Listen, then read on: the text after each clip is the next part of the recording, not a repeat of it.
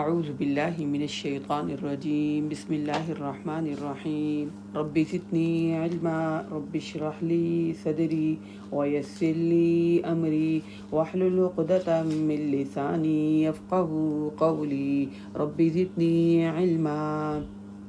18واں پارہ الحمدللہ۔ آج ہم شروع کریں گے سورۃ مومنون، مکی سورت ہے۔ قد افلح المؤمنون، بے شک مومنین کامیاب ہو گئے۔ اس کے اندر یعنی جو ہے مومنین جو کامیاب ہو گئے، اس کے اللہ تعالیٰ جو آگے خوبیاں بتائیں گے، وہ اللہ تعالیٰ 7 خوبیاں بتائیں گے۔ تو سب سے پہلی خوبی جو ہے نا، وہ مومن کامیاب ہو گئے، ایسے لوگ جو اللہ پر ایمان لے آئے اور توحید پر قائم رہے، تو یہ لوگ کامیاب ہو گئے۔ ان کی اگلی خوبی یہ ہے کہ الذین هم فی صلاتهم خاشعون، وہ اپنی نمازوں میں عاجزی اختیار کرتے ہیں اور لغو باتوں سے اعراض کرتے ہیں۔ لغو بات یہ ہوتی ہے کہ ایسا کام جس کا نہ دنیا میں فائدہ ہو نہ آخرت میں فائدہ ہو۔ والذین هم للزکاۃ فاعلون، ایسے لوگ زکوٰۃ ادا کرنے والے ہوتے ہیں اور اپنی شرمگاہوں کی حفاظت کرنے والے ہوتے ہیں، مگر اپنی بیویوں اور کنیزوں کے جو ان کے قبضے میں ہوں، او ما ملکت ایمانہم فانہم غیر ملومین، ان کے معاملے میں ان پر کوئی ملامت نہیں، یعنی ان کے ساتھ وہ اپنے تعلقات رکھ سکتے ہیں۔ فمن ابتغى وراء ذلك فاولئک هم العادون، البتہ ان کے علاوہ جو کوئی اور ذریعہ چاہے، وہ ایسے لوگ حد سے بڑھنے والے ہیں۔ اور جو لوگ اپنی امانت، اور یہ وہ لوگ ہوتے ہیں جو اپنی امانتوں کا اور اپنے عہد کا پاس رکھتے ہیں، اور والذین هم علی صلاتهم یحافظون، اور یہ لوگ اپنی نمازوں کی حفاظت کرتے ہیں۔ اس کے اندر 2 دفعہ نماز کا تذکر آیا کہ پہلی یہ کہا کہ وہ نماز میں اللہ سے ڈرتے ہیں، دوسری مرتبہ اللہ تعالیٰ کہہ رہے ہیں کہ یہ وہ لوگ ہیں جو اپنی نمازوں میں حفاظت کرتے ہیں۔ حفاظت کرنے سے مراد یعنی دل کی یکسوئی، دل کی توجہ کے ساتھ نماز پڑھتے ہیں، ایسے کہ نماز کے اندر کوئی وسوسہ، کوئی خیال نہ آئے۔ اولئک هم الوارثون، یہ لوگ ہوں گے وارث، یہ لوگ ہیں کامیاب۔ یہ کون کس چیز کے مالک ہوں گے؟ جو فردوس کے مالک ہوں گے، اور اس میں وہ دائمی ہمیشہ رہیں گے۔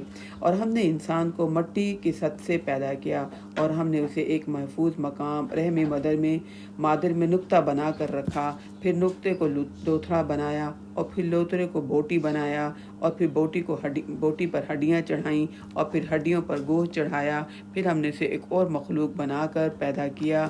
فتبارک اللہ احسن الخالقین، پس بڑا ہی برکت والا ہے اللہ جو سب سے بہتر بنانے والا ہے۔ پھر اس کے بعد تم نے ضرور مرنا ہے، پھر یقیناً تم قیامت کے دن دوبارہ ضرور اٹھائے جاؤ گے۔ ہم نے تمہارے اوپر 7 آسمانوں کو اوپر تلے پیدا کیا، ہم اپنی مخلوق سے غافل نہیں۔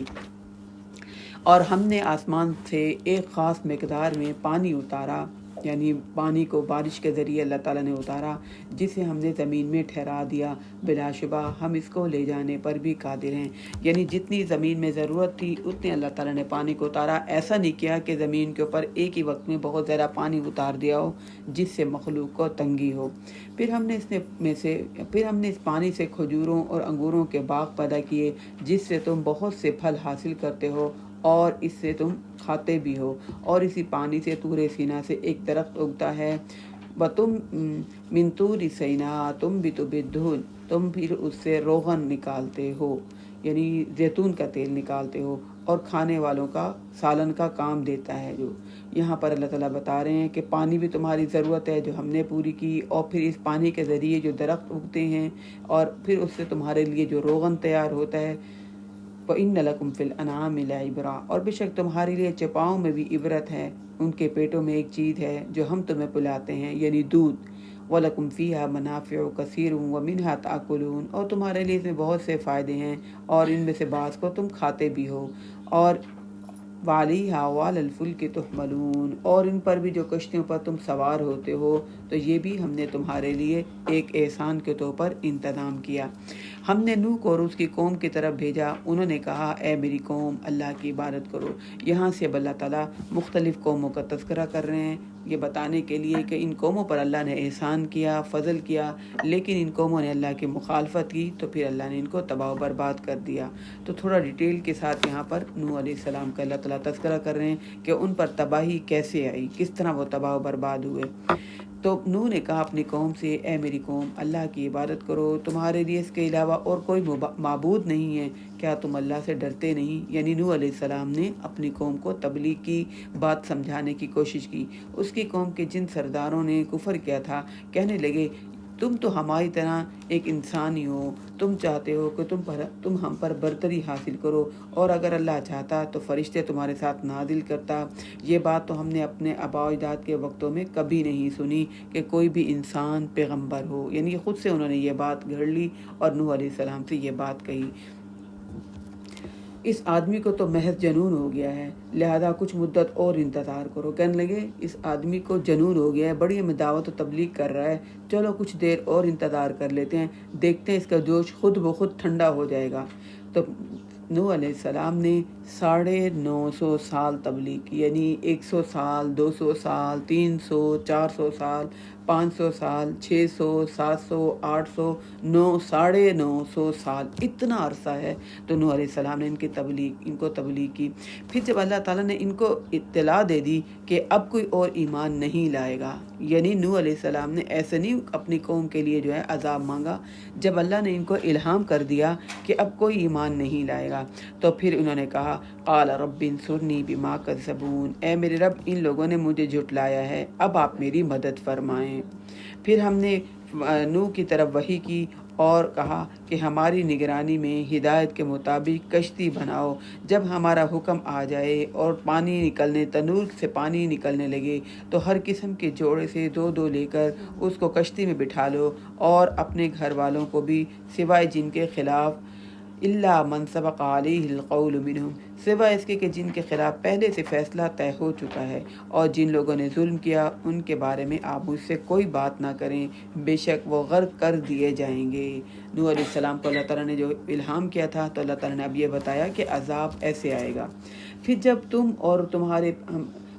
تم اور وہ جو تمہارے ہمراہ ہوں کشتی میں جم کر بیٹھ جاؤ، اور پھر یہ کہنا فَقُلِ الْحَمْدُ لِلَّهِ الَّذِي نَجَّانَا مِنَ الْقَوْمِ الظَّالِمِينَ، سب تعریف اللہ کے لیے ہے جس نے ہمیں ظالموں سے نجات دی، اور یہ بھی کہنا ربی انزلنی منزلا مبارکا وانت خیر المنزلین، اے میرے رب مجھے برکت والی جگہ پر اتار، اور تو سب سے بہتر اتارنے والا ہے۔ تو یہ ہم گھر سے نکلتے ہوئے بھی ہم یہ دعا پڑھ سکتے ہیں، یا کسی سواری پر بھی چڑھیں یا کسی نئی جگہ پر ہم جائیں تو ہم یہ دعا پڑھ سکتے ہیں، ربی انزلنی منزلا مبارکا وانت خیر المنزلین۔ اس واقعے میں اللہ تعالیٰ کہہ رہے ہیں کئی نشانیاں ہیں، اور آزمائش تو ہم کر ہی رہتے ہیں، یعنی اللہ نے بیٹے کو نہیں بچایا، اور اللہ نے جو عذاب کا وعدہ کیا تھا وہ عذاب آ گیا، اور قوم مذاق اڑاتی رہی، اللہ نے ان کو کچھ عرصے کے لیے مہلت دی۔ کئی اس واقعے کے اندر اللہ کہہ رہے سبق حاصل کرنے والوں کے لیے نشانیاں ہیں، سبق ہیں۔ پھر ان کے بعد ہم نے ایک اور نسل کو پیدا کیا، تو انہی میں سے ایک رسول بھیجا جس نے ان سے کہا کہ وہ اللہ کی عبادت کریں جس کے سوا تمہارا کوئی الہ نہیں، کیا تم ڈرتے نہیں؟ یعنی ان کا بھی وہی میسیج جو نوح علیہ السلام کا میسیج تھا اپنی قوم کو۔ تو قوم کے سرداروں نے کہا، ان سرداروں نے جنہوں نے انکار کیا، آخرت کی ملاقات کو جھٹلایا، اور جنہیں ہم وَأَطْرَفْنَاهُمْ فِي الْحَيَاةِ الدُّنْيَا، جنہیں ہم عیش و آرام کی خوب زندگی ہم نے ان کو دی ہوئی تھی، یعنی خوب دنیا کے اسباب آرائش، انہیں عیش و عشرت کی زندگی دی ہوئی تھی، بجائے اس کے کہ وہ غور و فکر کرتے، سمجھداری کا ثبوت دیتے۔ اعتراض کیا تم ہماری طرح انسان ہی تو ہو، تم بھی تو کھاتے ہو، اور وہ کہنے لگے یأکل مما تأکلون، وہی کچھ کھاتے ہو جو تم کھاتے ہو، اور پتہ بھی ہے ویشرب مما تشربون، اور وہ بھی وہی پیتا ہے جو تم پیتے ہو۔ لوگوں سے یہ بات کہنے لگے سوچو تو صحیح، ایسے نہ اس کی باتوں میں آ جاؤ، اور اگر تم نے ایسے اپنے جیسے ایک آدمی کی اطاعت کر لی تو پھر تم خسارے میں ہوگے۔ یعنی خود نہیں رکے بلکہ دوسروں کو بھی روکا، دوسروں کو بھی اس بات پر ابھارا کہ اس کی مخالفت کریں، اور ان کو اس بات پر غور اور توجہ دلوائی کہ دیکھو کل کا آدمی ہو کر اب ہمیں جو ہے روکتا ٹوکتا ہے۔ اَیَعِدُکُمْ أَنَّکُمْ اِذَا مِتُّمْ وَکُنْتُمْ تُرَابًا وَعِظَامًا أَنَّکُمْ مُخْرَجُونَ، کیا تمہیں وہ یہ کہتا ہے کہ جب تم مر جاؤ گے اور مٹی اور ہڈیاں بن جاؤ گے تو تم دوبارہ اٹھاؤ جائے گے؟ یہ بات ہیہات ہیہات لما توعدون، کہنے لگے یہ بات تو ہماری عقل پر بھی پوری نہیں ہو سکتی، ہائے افسوس ہائے افسوس جس کا تمہیں وعدہ دیا جا رہا ہے۔ زندگی تو بس یہی دنیا کی زندگی ہے جس میں ہم مرتے ہیں اور ہم جی رہے ہیں اور ہم دوبارہ ہرگز نہیں اٹھائے جائیں گے۔ خود سے انہوں نے یہ گمان بنا لیا تھا اور بڑے کانفیڈنس کے ساتھ یہ بات کہتے تھے کہ ہمیں جو زندگی ملی ہے یہی زندگی ہے، اب دوبارہ ہم نے نہیں اٹھانا۔ یہ ایک جیسا نہیں ہے یہ ہمارے جیسا آدمی، مگر اس نے اللہ پر جھوٹ باندھ دیا اور اب ہم اس پر ایمان لانے والے نہیں ہیں۔ کہا قال رب انصرنی بما کذبون، اب یہ بھی ان پیغمبر نے بھی یہی کہا۔ کون سے پیغمبر ہیں؟ جب نے ابھی پڑھا ہے کون سے پیغمبر کا قصہ شروع ہو رہا ہے؟ ہاں یہی میں دیکھ رہی کہ نبی کا نام نہیں آیا۔ کہا اے میرے رب میری مدد کیجئے جو مجھے میری مخالفت کر رہے ہیں۔ اللہ نے فرمایا تھوڑے عرصے بعد اب یہ پچھتانے لگیں گے افسوس اور ندامت کی وجہ سے، پھر ہم نے ٹھیک حق کے مطابق ان کے اوپر ایک ہیبت ناک چیخ نے ان کو عذاب سے پکڑ لیا اور ہم نے ان کو ایسا کر دیا جیسے کہ بھس یعنی بیکار سی چیز جیسے زمین پر پڑی ہوتی ہے۔ فبعدا للقوم الظالمین، ایسے ظالموں کے لیے پھٹکار ہی پھٹکار ہے، دوری ہی دوری ہے رحمت سے۔ پھر ان کے بعد ہم نے کئی اور قومیں پیدا کی۔ کوئی بھی قوم اپنے نہ اپنے وقت سے پہلے ختم ہوئی اور نہ ہی اپنے وقت کے بعد ٹھہر سکی، یعنی جو اللہ نے عذاب کا وقت مقرر کیا ہوا تھا۔ پھر اس کے بعد ثم ارسلنا رسلنا تترا، پے در پے ہم رسول بھیجتے تھے۔ جب بھی کسی قوم کے پاس اس کا رسول آتا تو وہ اسے جھٹلا دیتے۔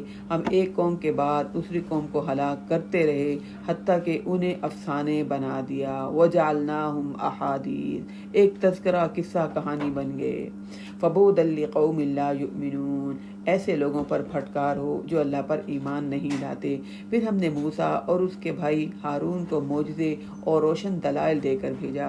فرعون اور اس کے سرداروں کی طرف وہ گئے تو وہ کہا جاؤ فرعون اور اس کے سرداروں کی طرف، وہ تکبر کر رہے ہیں اور قوم میں سرکش بنے ہوئے ہیں۔ کہنے لگے کیا ہم اپنے ہی جیسے دو آدمیوں پر ایمان لائیں؟ دو آدمیوں سے مراد موسیٰ علیہ السلام اور ان کے بھائی ہارون علیہ السلام۔ کہنے لگے ہم ان دو آدمیوں پر ایمان لائیں جبکہ ان کی قوم تو ہمارے غلام ہے۔ چنانچہ انہوں نے ان دونوں کو جھٹلا دیا تو وہ بھی ہلاک ہونے والوں میں شامل ہو گئے۔ تکبر کیا، عاجزی اختیار نہیں کی، ہدایت قبول نہیں کی، تو اللہ کہہ رہا ہے پھر ہم نے ان کو ہلاک کر دیا۔ اور ہم نے موسیٰ کو کتاب دی تھی کہ وہ لوگ اس سے رہنمائی حاصل کریں، اور ہم نے عیسیٰ ابن مریم کو اور اس کی والدہ کو ایک نشانی بنایا اور ایک ایسے ٹیلے پر جگہ دی جو قابل اطمینان تھی، وہاں چشمہ بھی موجود تھا۔ وَآوَيْنَاهُمَا إِلَىٰ رَبَّةٍ ذَاتِ قَرَارٍ وَمَعِينٍ، اور ایک چشمہ بھی موجود تھا۔ اے رسول کی جماعت پاکیزہ چیزیں کھاؤ اور نیک اعمال کرو، جو کچھ تم کرتے رہو گے میں اسے خوب جانتا ہوں، اور یہ تمہاری وَإِنَّ هَٰذِهِ أُمَّتُكُمْ أُمَّةً وَاحِدَةً وَأَنَا رَبُّكُمْ فَاتَّقُونِ، اور یہ تمہاری امت ایک ہی امت ہے اور میں تمہارا رب ہوں، لہذا مجھ سے ڈریے۔ فَتَقَطَّعُوا أَمْرَهُمْ بَيْنَهُمْ زُبُرًا، پھر لوگوں نے اپنے کام کو باہم ٹکڑے ٹکڑے کر لیا، ہر گروہ کے پاس جو کچھ بھی ہے وہ اس میں مگن ہے۔ اللہ تعالیٰ کہہ رہے ہیں مختلف قوموں کا تذکرہ کیا، کچھ کے نبی کا نام لیا، کچھ کے نہیں لیا۔ اللہ کہہ رہے پے در پہ ہم انبیاء کو بھیجتے رہے لیکن انہوں نے مخالفت کی۔ ہم ایک قوم کو تباہ کرتے پھر دوسری قوم کو لے آتے، اور ہم رسولوں کی جماعت کو بھیجتے رہے، اور سب رسولوں کی جماعت نے کہا رزق حلال کھاؤ اور اچھے اعمال کرو، لیکن انہوں نے کیا کیا؟ رسولوں کی بات پر عمل نہیں کیا، دین کو ٹکڑے ٹکڑے کر لیا، دین کی حفاظت نہیں کی، تعلیمات کی حفاظت نہیں کی، اور جس کے پاس جتنا دین تھا مزید سیکھنے کی کوشش نہیں کی، وہ اس پر مطمئن ہو گئے اور خوش ہو گئے۔ فَذَرْهُمْ فِي غَمْرَتِهِمْ، لہذا انہیں ایک وقت تک اسی مدہوشی میں رہنے دیں، غافل رہنے دیں، انہیں مدہوش رہنے دیں، ان میٹیریل چیزوں میں مست رہنے دیں، حتیٰ ہین، یہاں تک کہ ان کی موت کا وقت آ جائے گا۔ کیا یہ خیال کرتے ہیں کہ بے شک ہم انہیں جو مال اور اولاد دیے جا رہے ہیں تو ہم انہیں بھلائیاں دینے میں جلدی کر رہے ہیں؟ بلکہ اصل بات نہیں کہ انہیں شعور ہی نہیں۔ ان الذین هم من خشیت ربهم مشفقون، بھلائیاں تو وہ پاتے ہیں جو اپنے رب سے ڈرتے رہتے ہیں، ایسے نہیں بھلائیاں مل جاتی کہ اکڑ کریں، تکبر و غرور کریں، بھلائیاں نہ کریں اور پھر اپنی اولاد اور اپنے جو ہے مال میں مست رہیں، ان کے بڑھنے کی فکر کرتے رہے تو پھر بھلائیاں مل جائیں۔ اور اللہ تعالیٰ کہنے، اور دوسرا کیا ان میں خوبی ہوتی ہے کہ وہ اپنے رب کی آیات پر یقین رکھتے ہوتے ہیں، اور وہ اپنے رب کے ساتھ کسی کو شریک نہیں ٹھہراتے، اور وہ اللہ کے راہ میں جو بھی دیں مگر ان لوگوں کے دل वजिलतुन धड़कते रहते हैं, डरते रहते हैं। उन्हें ये हमेशा ये ख्याल रहता है इस बात का कि उन्होंने अपने रब के हजूर लौट कर जाना है। यही लोग नेकी के कामों में जल्दी करते हैं और एक दूसरे से आगे बढ़ने की कोशिश करते हैं। यानी एक नेक काम कर लिया, उसके बाद रुक नहीं जाते, उसके बाद अगला नेक काम और करने लग जाते हैं। तो नेकियों में सबकत ले जाने की, आगे बढ़ने की कोशिश करते हैं। वला नुकल्लिफु नफ्सन इल्ला वुसअहा, हम किसी को उसकी ताकत से ज़्यादा तकलीफ़ नहीं देते और हमारे पास नाम आमाल लिखा जा रहा है जो सच सच बयान करेगी और वहुम ला युस्लमून, और इनके बारे में हक तलफी नहीं होगी। पीछे अल्लाह ताला ने खूबियाँ बताई मोमिनीन की, ठीक है। फिर आगे अल्लाह ताला कह रहे हैं कि इन लोगों की जो कोशिश है, हमारा फरिश्ता मुकर्रर है, वो इनके हर बात को लिख रहा है। बल क़ुलूबुहुम फ़ी गमरतिहिम, बल्कि इससे तो इनके दिल गाफिल हैं और इनके कई बुरे आमाल हैं जो वो कर रहे हैं। यानी बुरे आमाल करते हैं लेकिन डरते नहीं। उसकी वजह यह कि इनके दिल अल्लाह के डर से गाफिल हैं। यहाँ तक हत्ता कि जब हम इनकी हत्ता इदा अखज़ना मुतरफ़ीहिम, यहाँ तक कि जब हम इनके उमरा लोगों को, ऐश परस्त लोगों को अजाब से पकड़ते हैं, इदा हम यजारून, तो उस वक्त वो चीखने लगते हैं। पहले दुनियादार लोगों के पास, ऐश व इशरत में पड़े हुए लोगों के पास टाइम ही नहीं होता कि वो दीन को सीखें, अंबिया की तालीमात पर अमल करें। वो उनको हकीर जानते रहते हैं, उनको मामूली समझते रहते हैं। यहाँ तक कि अल्लाह ताला कहते हैं हत्ता इदा अखज़ना मुतरफ़ीहिम, जब हम इन अय्याश लोग, इन अमीर खाते पीते लोगों को, इन दुनियादार मस्त लोगों को अजाब से पकड़ते हैं तो उस वक्त फिर ये तौबा करने लगते हैं। ला तजअरुल यौम इन्नकुम मिन्ना ला तुनसरून, हम इनसे कहेंगे फिर आज चीखो चिल्लाओ नहीं, आज माफ़ी नहीं, आज तो तुम्हें कोई भी मदद कहीं से नहीं मिलेगी। जब मेरी आयत तुम पर पढ़ी जाती थी तो तुम उल्टे पांव फिर जाते थे, फिर तुम तवज्जो नहीं देते थे, फिर तुम्हारे दिल नहीं डरते थे, फिर तुम तकब्बुर दिखाते थे। मुस्तकबिरीन बिही सामिरन तहजुरून, अपने घुमंड में पड़े हुए मेरी आयत को अफसाने समझते हुए और तहजुरून, और बेहुदा बातें तुम करते हुए गुजर जाते थे। अच्छा बड़ा देख लेंगे, अच्छा देखा जाएगा, अभी क्या जल्दी है। अल्लाह कह रहे तकब्बुर करते हुए तुम मेरी आयत को झुटलाते हुए गुजर जाते थे। क्या उन्होंने इस कलाम पर गौर नहीं किया कि इनके पास कोई ऐसी बात आई है जो इनके आबा व अजदाद में से मालम याति आबाहुमुल अव्वलीन, जो इनके आबा व अजदाद के पास नहीं आई थी। अल्लाह कह रहे कोई नया मैसेज तो नहीं है, पहले अंबियाओं के पास भी आया, वही तो मैसेज है। लिहाजा ये अब कोई नई बात तो है नहीं, अब ये इसके मुनकिर हो गए हैं, या वो कहते हैं कि इससे जुनून हो गया है, बल्कि दर हकीकत इनके पास सच बात आई है लेकिन अक्सरियत हक को पसंद नहीं करती। अल्लाह कह रहे इनके पास तो असल में हक आया, जो दीन की बात आई है, जो अल्लाह का पैगाम नबी लेकर आया, लेकिन ये इसको पसंद नहीं करते। और अगर हक इनकी ख्वाहिशात के ताबे होता तो ये ज़मीन और आसमान में जो कुछ भी इसमें है, इसमें सब कुछ दरहम बरहम हो जाता। अल्लाह कह रहे तुम्हारी फितरतें तो अच्छी नहीं है, तुम किसी को देना पसंद नहीं करते, तुम किसी का ख्याल करना पसंद नहीं करते, तुम अपने आप को नुमाया करना चाहते हो, तुम सबसे आगे बढ़ना चाहते हो।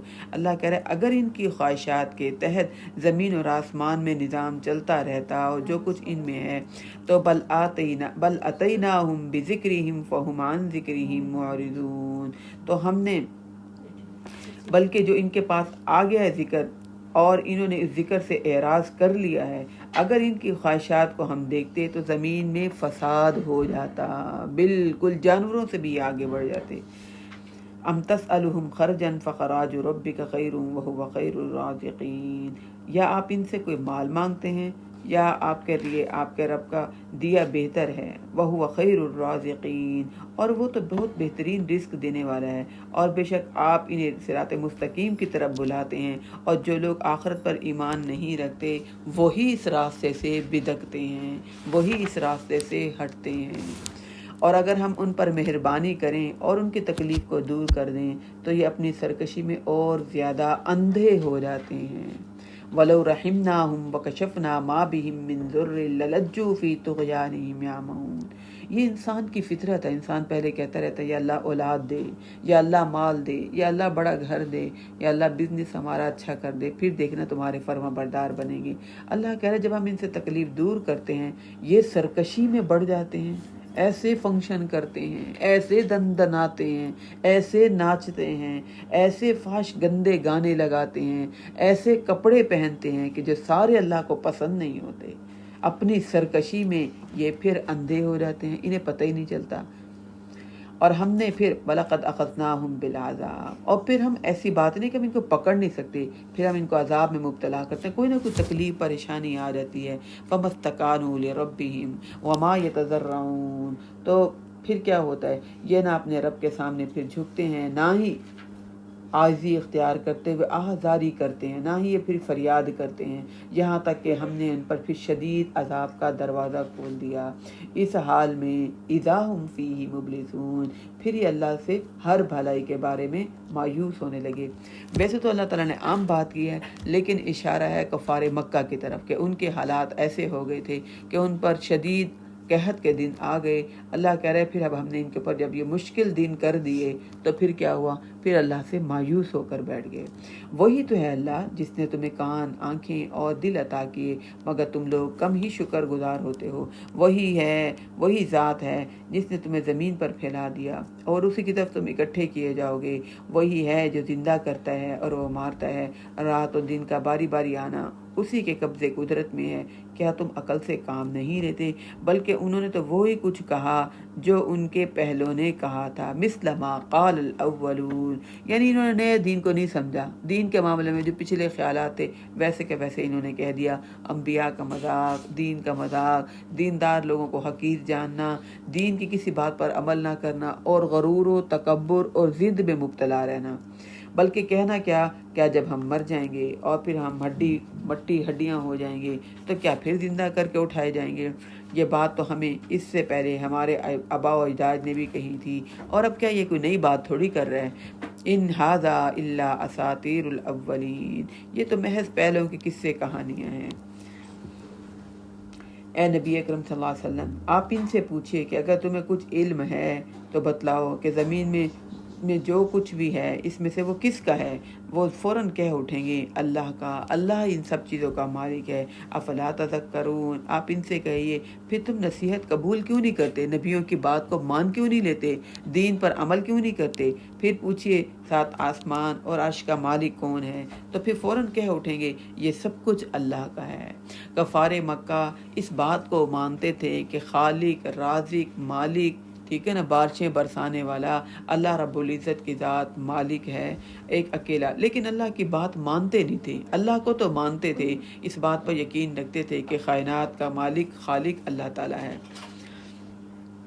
تو آپ جب بھی ان سے پوچھیں گے یہ کہیں گے اللہ ہی سب چیز کا مالک ہے. تو ان سے کہیے اللہ سے ڈرتے کیوں نہیں ہو؟ تمہیں پتہ ہی کہ سب چیز کا وارث اور مالک اللہ ہے. کہہ دیجئے تم جانتے ہو کہ ہر چیز پر حکومت کس کی ہے، اور وہ کون ہے جو پناہ دیتا ہے، مگر اس کے مقابلے میں کسی کو پناہ نہیں مل سکتی. فوراً بولیں اگر تم جانتے ہو تو بتاؤ. تو فوراً آپ سے کہیں گے اللہ ہی ہے جس کے ہاتھ میں ہر چیز کی بادشاہت ہے. قل فانا تسحرون، کہہ دیجئے پھر تم کہاں تم اپنے سحر زدہ حالت میں چل رہے ہو، یعنی مدہوش ہو کر پاگلوں کی طرح پھر تم کہاں جا رہے ہو؟ تو تکلیفیں اللہ ہی دور کرتا ہے، سب کی تکلیفوں کو اللہ دور کرتا ہے. اس کو ضرورت نہیں کہ اللہ رب العزت کی کوئی تکلیف دور کرے. اللہ کی کوئی تکلیف دور کرنے کی ضرورت نہیں ہے. اللہ کو تو تکلیف پہنچتی نہیں، اللہ تو مالک ہے. ہاں انسانوں کو ضرورت ہے کہ اللہ رب العزت کی ذات ان کی تکلیفوں کو دور کرے. بل اتیناہم بالحق، بلکہ ہم تو ان کے پاس حق لے کر آئے ہیں، اور یقیناً یہ سب کے سب جھوٹے ہیں. اللہ تعالیٰ نے کسی کو اپنی اولاد نہیں بنایا اور نہ ہی اس کے ساتھ کوئی اور الہ ہے. اگر ایسی بات ہوتی تو ہر الہ اپنے مخلوق کو لے کر الگ ہو جاتا. ان میں سے ہر ایک دوسرے پر غالب آنے کی کوشش کرتا. اللہ ان تمام باتوں سے پاک ہے جو یہ بیان کرتا ہے. اللہ کرے اگر دو الہ ہوتے تو دونوں آپس میں لڑتے رہتے. ایک کہتا میری بات مانی جائے، دوسرا کہتا میری بات مانی جائے، تو ان کے آپس میں لڑائی ہوتی رہتی. اللہ پاک ہے ان سب شرک سے، ان کی سب ایسی باتوں سے جو یہ اللہ کے ساتھ کمی عیب منسوب کرتے ہیں.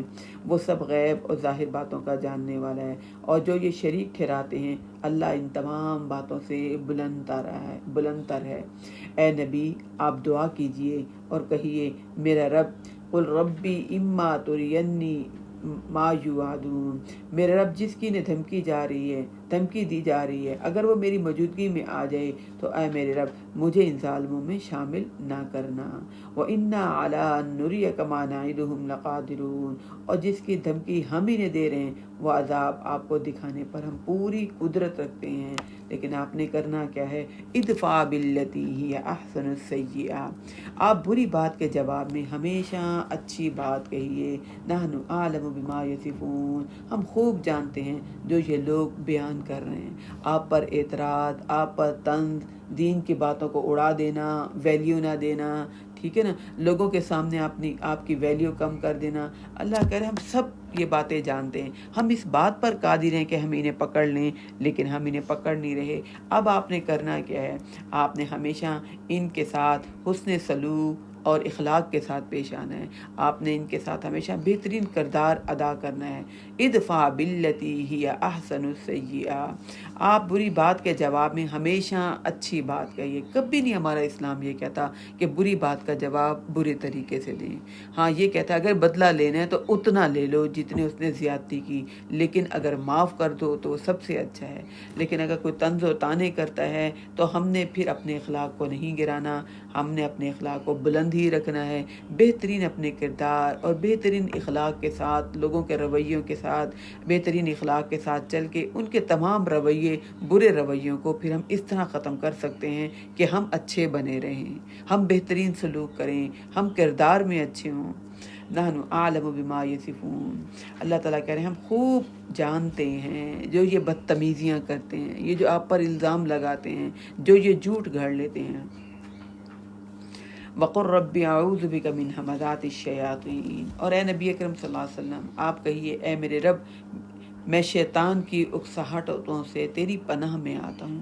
انسان کو غصہ تو آ ہی جاتا ہے نا جب کوئی بدتمیزی کرے، یعنی ہم بھی تو انسان ہیں نا، کمزوریوں کے ساتھ ہم جڑے ہوئے ہیں، کوئی اگر ہماری عزت کے ساتھ کھیلے، کوئی ہمارے ویک پوائنٹ کو چھیڑے تو پھر ہمیں بھی غصہ آ جاتا ہے۔ تو اللہ کہہ رہا ہے جب کوئی ایسا معاملہ ہو تو غصے کے وقت اپنے آپ پر ہم قابو نہ پا سکیں تو ہم نے کیا کہنا ہے؟ جیسے کوئی غصہ ہمیں دلائے ہم نے فوراً بسم اللہ بسم اللہ، کچھ اور نہ یاد آئے، اللہ یا اللہ میں آپ کی حفاظت میں آنا چاہتی ہوں، تو بسم اللہ پڑھنا شروع کر دیں۔ لیکن اگر آپ کے ہوش و حواس نارمل ہوں، کام کر رہے ہوتا نا، غصے میں انسان کے ہوش و حواس ہی قائم نہیں رہتے اور انسان کو کچھ بھی یاد نہیں رہتا۔ اگر یاد رہے تو پھر انسان ربی اعوذ بک من ہمزات الشیاطین واعوذ بک ربی ان یحضرون، اے میرے رب بے شک میں آپ کی پناہ میں آتی ہوں شیطان کی اکساہٹوں سے، اور اے میرے رب اس سے بھی آپ کی پناہ میں آتی ہوں کہ وہ میرے پاس حاضر ہوں۔ لہذا شیطان کی جو ہے شرارتوں سے بچنے کے لیے ہم نے فوراً پھر یہ بات پڑھنی ہے، کچھ نہیں تو اعوذ باللہ پڑھنا شروع کر دینا ہے، یہاں تک کہ ان میں سے کسی کو بھی جب موت آئے گی تو وہ کہے گا اے میرے رب مجھے واپس بھیج دیں، لعلی اعمل صالحا فیما ترکت کلا انہا کلمۃ هو قائلها، پھر وہ کہے گا اے میرے رب مجھے واپس دیجئے جسے میں چھوڑ آیا ہوں، اب میں پکا اس پر نیک عمل کروں گا، ہرگز نہیں۔ اللہ تعالیٰ کہیں گے بس یہ تو ایک دفعہ جو ہے سور پھونکا جائے گا، ایک ہی بات ہوگی جسے اس نے کہہ دیا، اور ان کے درمیان اب دوبارہ جی اٹھنے تک ایک آڑ ہوگی کہ انہیں اٹھایا نہیں جائے گا، برزخ کی آڑ ہوگی، یہ اب دوبارہ پھر دنیا میں نہیں آئیں گے۔ یعنی روح نکلتے وقت بھی انسان یہ تہیہ کرنا شروع کر دیتا ہے یا اللہ ابھی ہمیں اور مہلت دے دیں، ہم نیک عمل کریں گے۔ تو یہ تو ایسے ہے جیسے کہ کسی بھی انسان کو قبر امتحان میں بٹھا دیا جائے اور وہ کمرے امتحان میں بیٹھا سوتا رہے، باتیں چیتیں کرتا رہے، ادھر ادھر دیکھتا رہے، اور پھر جو پورا ٹائم ہو 2 گھنٹے 2.5 گھنٹے 3 گھنٹے اور اس نے کچھ کرنا ہے تو کرے، نہیں کرنا تو نہیں کر رہا، اور پھر جب اسے پیپر چھینا جائے، اسے کہا جائے اب ٹائم ختم، تو کہے گا نہیں مجھے وہ سوال بھی آتا ہے، مجھے اس کا بھی جواب آتا ہے، مجھے وہ جواب بھی لکھنے دیں، تو کیا پیپر دیا جاتا ہے؟ نہیں دیا جاتا۔ تو لہٰذا اللہ تعالیٰ کہہ رہے ہیں کہ پھر جب ان کی روح قبض ہوگی تو پھر ان کو بہت بڑا ریگریٹ ہوگا اس بات کا کہ وہ کہیں گے یا اللہ اب دوبارہ دنیا میں بھیج، اب دیکھیے گا ہم وہ کام بہت اچھے طریقے سے کریں گے، جیسے کہ کمرے امتحان میں بیٹھے ہوئے اس کو افسوس ہوتا ہے کہ جو پیپر کچھ بھی نہیں کرتا، آرام سے بیٹھا رہتا ہے، سنجیدگی سے اس ٹائم کو نوٹ نہیں کرتا، اس ٹائم میں وہ کچھ بھی نہیں کرتا، اس کو پھر جب یاد آتا ہے کہ مجھے اچھا یہ سوال تو بہت اچھا آتا ہے، اس سوال کا جواب بھی بہت اچھا میں کر سکتا ہوں، میرے تو اتنے اچھے مارکس آ سکتے ہیں، تو لہذا جو نیک اعمال نہیں کرتے، اللہ تعالیٰ کہہ رہے ہیں کہ پھر انہیں قیامت والے دن بھی، موت کے وقت بھی انہیں یاد آئے گا کہ اللہ نے اتنے وسائل دیے ہوئے تھے، صحت دی ہوئی تھی، اتنی عمر دی ہوئی تھی، اتنا ٹائم دیا ہوا تھا، اتنے تو وسائل تھے، اتنی سہولتیں دی ہوئی تھیں، میں کیوں پیچھے رہی، میں کیوں سست رہی، میں نیکی کے کام کرتی؟ تو اللہ کہہ رہے بہت بڑا ریگریٹ ہوگا انہیں دوبارہ واپس نہیں بھیجا جائے گا۔ اللہ رب العزت کی ذات ہم سب کو ایسے شرمندگی سے، ایسی ندامت، ایسے ریگریٹ سے ہمیں بچائے کہ ہم ابھی اللہ نے جو ہمیں سہولتیں وسائل دیے ہوئے نا، ابھی جو اللہ نے ہم سب کا ٹائم فرق ہے پیپر دینے کا، جو اب اللہ نے ہمیں مہلت دی ہوئے، اس میں ہم سب اپنے پیپر توجہ کے ساتھ کریں، ٹائم ویسٹ کیے بغیر اپنے پیپر کو فوکس کریں، بجائے اس کی کہ دوسروں کے دیکھتے رہیں وہ کیا لکھ رہا ہے، وہ کیا کر رہا ہے، اس کے کیا مسائل ہیں، اس طرف توجہ دینے کی ضرورت ہی نہیں ہے۔ اللہ نے جو ہمیں وسائل دیے ہیں، جو سہولتیں دی ہیں، اس سے ہم اپنے آگے نیکیاں بھیجیں۔ تو اللہ تعالیٰ کہہ رہے ہیں فَإِذَا نُفِخَ فِي الصُّورِ، پھر جب سور پھونکا جائے گا تو ان کے درمیان کوئی رشتہ نہیں رہے گا، اور نہ ہی اس دن ایک دوسرے سے پوچھیں گے وہ، اس دن جن کے پلے بھاری ہو گئے تو وہ کامیاب ہو گئے، اور جن کے نامہ اعمال ہلکے ہوں گے تو یہی ہیں وہ لوگ جنہوں نے اپنے آپ کو خسارے میں ڈالا، اب یہ ہمیشہ جہنم میں رہیں گے۔ کوئی بات اللہ نے چھپائی نہیں، اللہ کہہ رہے خسارے میں ڈال دیا، دنیا دنیا دنیا سمیٹتے رہے، دنیا بناتے رہے، دنیا کو بڑھتے ہوئے دیکھ کر خوش ہوتے رہے، دنیا کے نقصان پر رونا دھونا بھی شروع کر دیا، اپنے گناہوں پر رونا دھونا نہیں آیا۔ اللہ کہہ رہے ایسے لوگوں نے اپنے آپ کو خسارے میں ڈال دیا، اب یہ جہنم میں ہمیشہ رہیں گے۔ تلفح وجوہہم النار وہم فیہا کالحون، جہنم کی آگ ان کے چہروں کو جھلسا دے گی اور وہ اس میں بد شکل ہو جائیں گے۔ جب کوئی جل جاتا ہے نا، اس کی شکل دیکھی نہیں جاتی۔ یہ تو اللہ تعالیٰ نے ہمارے ان ہڈیوں کے اوپر گوشت پوشت چڑھایا ہوا ہے، ہمیں چہروں کی خوبصورتی، ہمیں جسم کی خوبصورتی دی ہوئی ہے، ہماری ہڈیوں کو اللہ تعالیٰ نے چھپایا ہوا ہے، لیکن جب کوئی جل جاتا ہے نا، اس کی شکل نہیں دیکھی جاتی، عجیب سی شکل ہو جاتی ہے، عجیب سے چہرہ سکڑ جاتا ہے، جسم سکڑ جاتا ہے، عجیب سے جو ہے جبڑے باہر نکل آتے ہیں۔ اللہ کہہ رہے چہروں کو، ان کے چہروں کو، کیونکہ آج ہم اپنے چہروں پہ فخر محسوس کرتے ہیں نا، ہم کتنے خوبصورت، ہم کتنے نمایاں ہونے والے، ہم اسی پر غرور و فخر تکبر محسوس کرتے ہیں۔ اللہ کہہ رہے آگ ان کے چہروں کو جھلسا دے گی، اور ان کے جھلسنے سے ان کے چہروں کے جبڑے نظر آنے لگیں گے، بدصورت ہو جائیں گے، بد شکل ہو جائیں گے۔ پھر ان سے کہا جائے گا الم تکن آیاتی تتلا علیکم، کیا تم پر میری آیات نہیں پڑھی جاتی تھی؟ تم نے ان کو جھٹلا کیوں دیا؟ وہ کہیں گے اے ہمارے رب، ہم پر بدبختی غالب آ گئے، ہم تو لوگوں کی باتوں میں آ گئے، ہم تو دنیا پر رجھ گئے، ہم تو دنیا کی اٹریکشن میں اپنے آپ کو مصروف کر دیا، اور ہم واقعی گمراہ ہو گئے تھے۔ ہم کیوں لوگوں کی باتوں میں آئے؟ ہم کیوں ان کی باتوں میں مست آ گئے؟ ان کے کہے پر، ان کی مشوروں پر ہم نے چل کے آپ کو کیوں ناراض کر لیا؟ اپنی آخرت، اپنا جنت کے گھر کو کیوں تباہ و برباد کر دیا؟ آج تو کوئی نظر ہی نہیں آ رہا، آج تو کوئی کام ہی نہیں آ رہا، آج تو کوئی بھی خوش نہیں ہے، ورنہ دنیا میں لوگوں کو خوش کرنے کے لیے اچھا وہ آ گیا تو یہ کام کر لے، اس کی خاطر یہ کام کر لیں۔ اللہ تعالیٰ کہیں گے کہ اس وقت وہ خود ہی کہیں گے ہماری بدبختی غالب آ گئی، ہم کیوں گمراہ ہو گئے تھے۔ اور پھر ربنا اخرجنا منہا، اے ہمارے رب اب ہمیں اس آگ سے آپ نکال دینا، اب ہم دوبارہ ایسا نہیں کریں گے، اگر ہم ایسے کریں گے تو واقعی ہم ظالم ٹھہریں گے۔ بڑے سچے جذبوں کے ساتھ کہیں گے، لیکن اللہ رب العزت کہہ رہے کہ نہیں، اس دن نہیں سنی جائے گی۔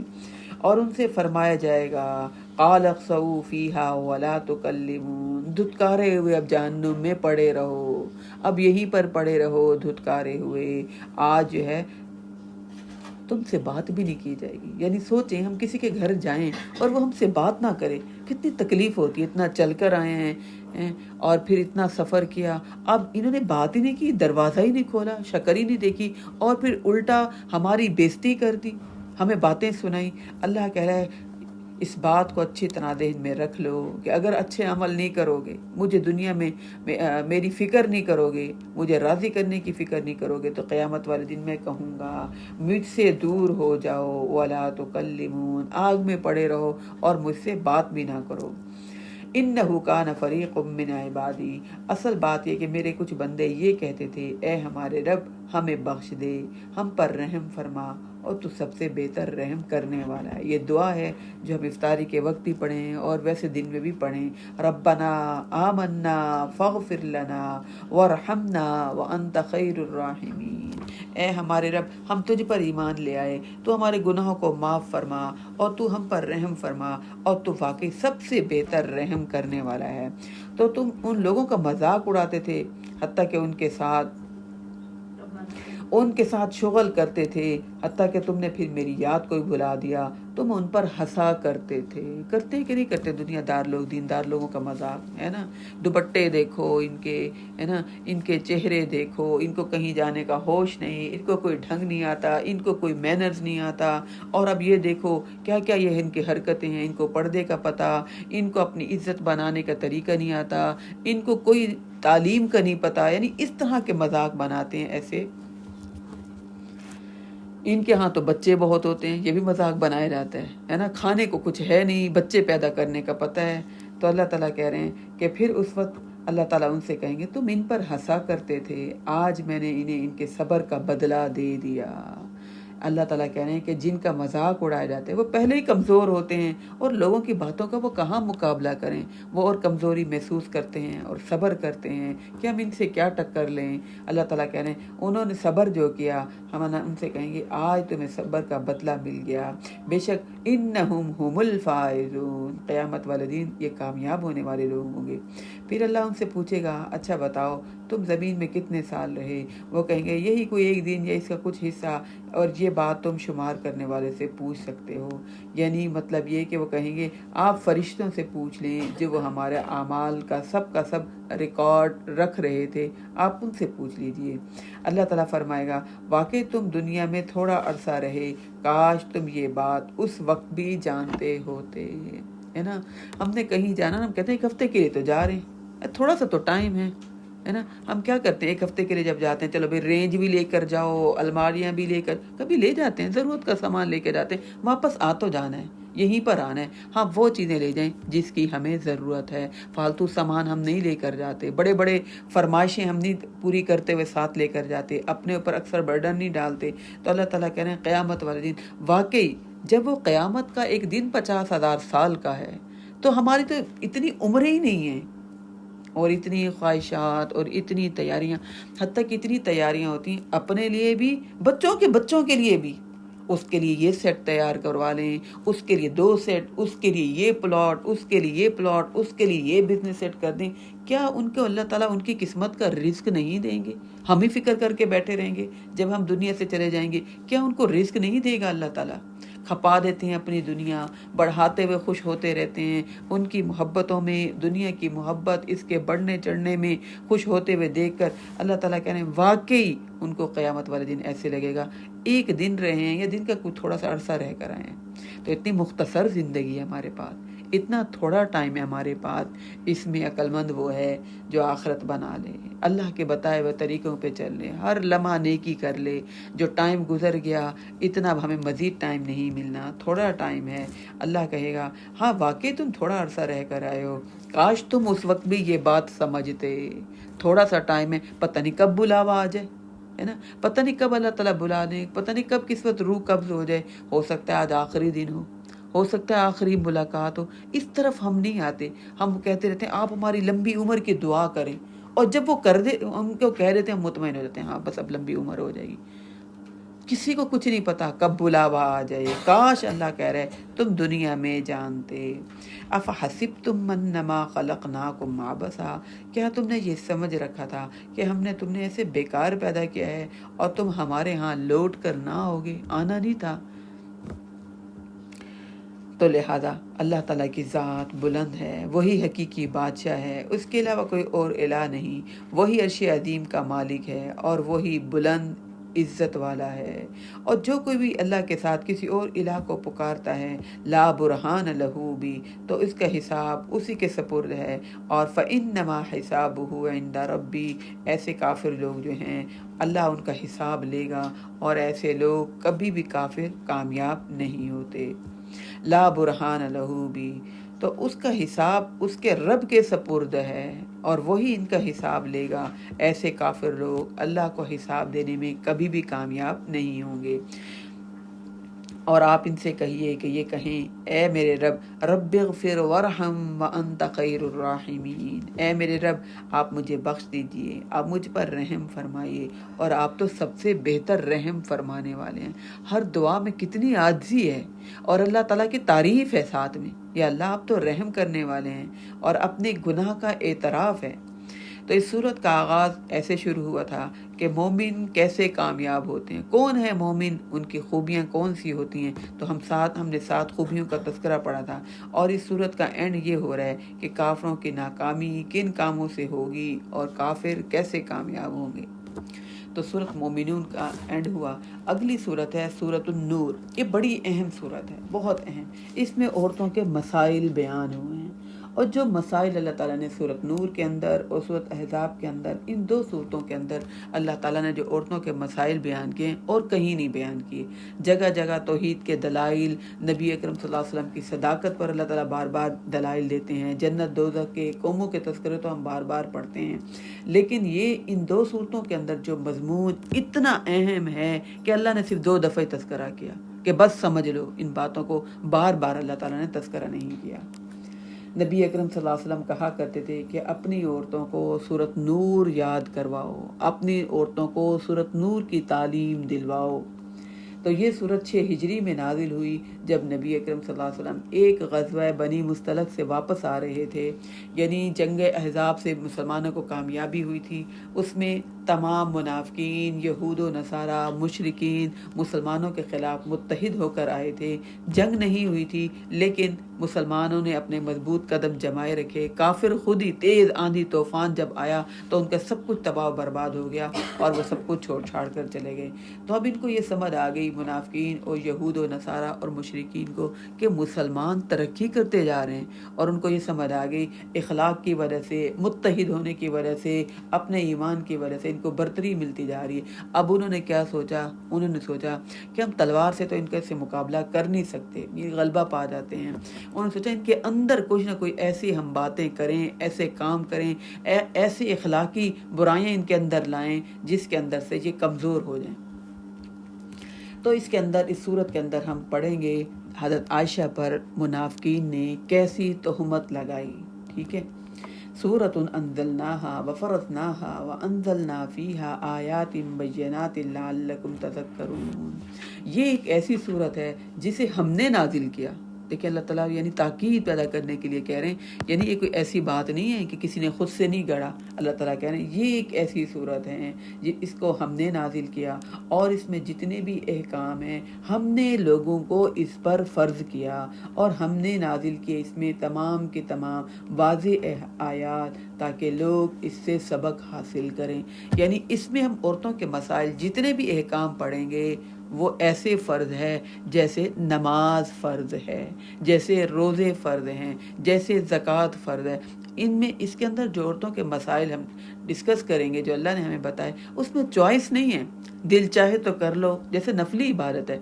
نفلی عبادت میں آپ کے پاس چوائس ہے، نہیں کرتے تو کوئی آپ پر گناہ نہیں ہے، لیکن فرض کو جب آپ چھوڑتے ہیں تو اس پر آپ کی پکڑ ہے، آپ پر گناہ ہے، اور پھر آپ کی معافی نہیں، چاہے جتنی زیادہ آپ کے نوافل، اشراق، چاشت، اذکار، عمرے کتنی مرضی ہو جائیں، لیکن اللہ کہہ رہا ہے جو بات میں نے فرض کر دی اس کو لازماً ہر حال میں کرنا ہے۔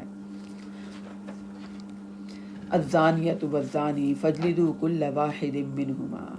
زانی عورت چاہے عورت ہو یا مرد، ان میں سے ہر ایک کو منہما مئۃ جلدہ، ان کو 100 کوڑے لگائے جائیں۔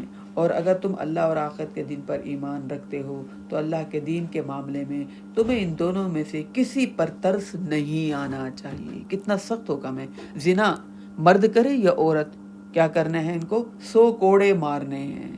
اللہ نے نرمی نہیں دکھائی. فحاشی کریں، اوریانی کریں، بدفعلی کریں، مرد ہو یا عورت، اللہ کہہ رہے ان کو 100 کوڑے مارو.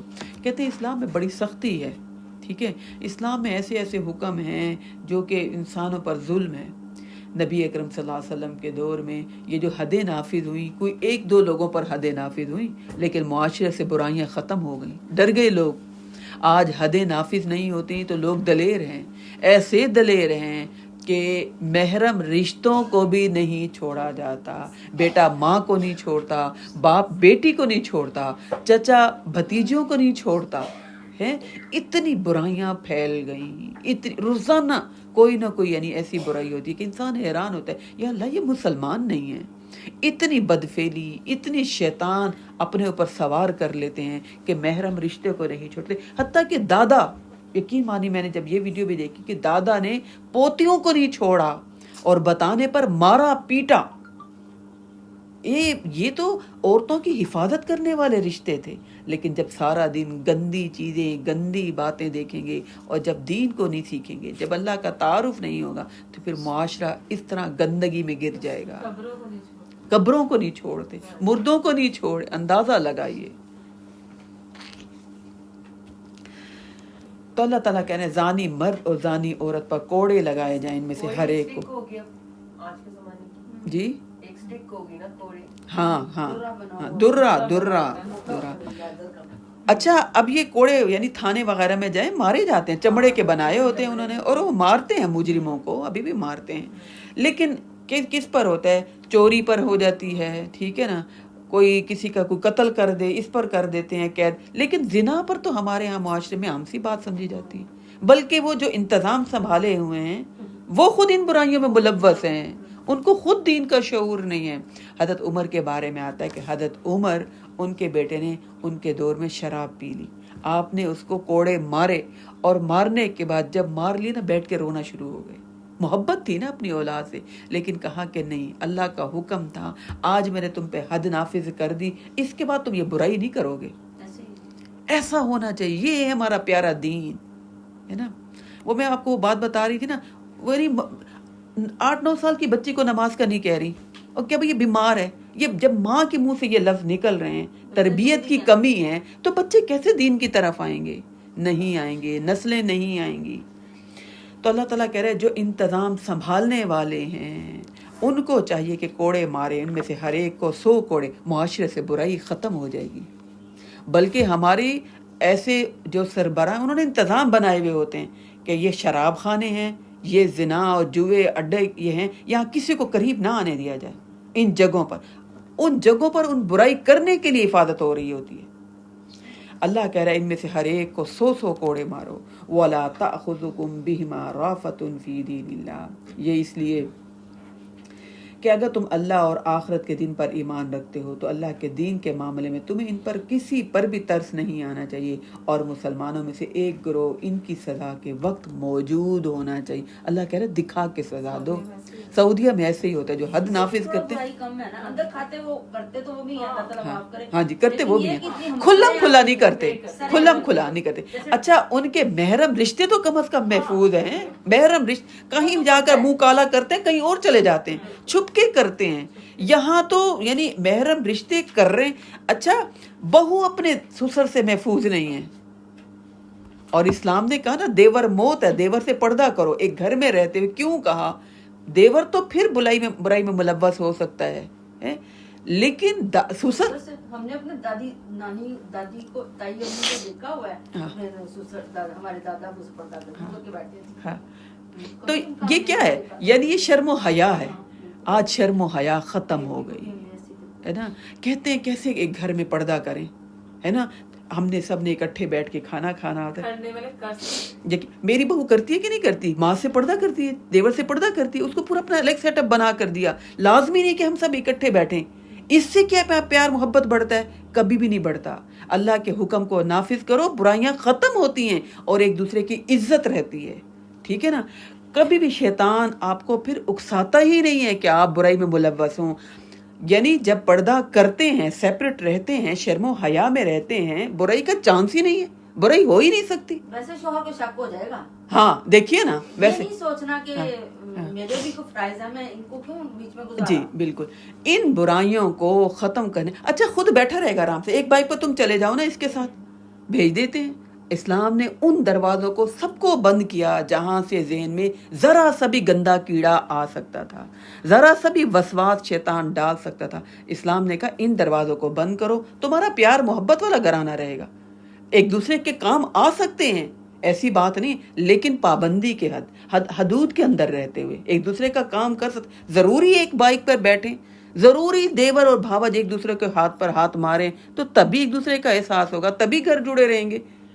नहीं, अल्लाह ताला कह रहे हैं कि ये जो हदें मैंने बता दी, वला ताखुज़कुम बिहिमा राफतुन फी दीनिल्लाहि वल यशहद अज़ाबहुमा ताइफतुम मिनल मुमिनीन, इनको सजा देते वक्त लोगों को मौजूद होना चाहिए ताकि लोग इबरत हासिल करें कि इन्होंने गुनाह का काम किया, मुआशरे में फिर कोई किसी की इज्जत ना उछाले, किसी की इज्जत पर कोई हाथ ना डाले, और जानी निकाह ना करे मगर जानिया या मुशरिका औरत के साथ, और वो जिना के साथ वही, और जानिया के साथ वही निकाह करे जो खुद जानी और मुशरिक हो, और अहले ईमान वालों पर ये काम अल्लाह ने हराम कर दिए हैं।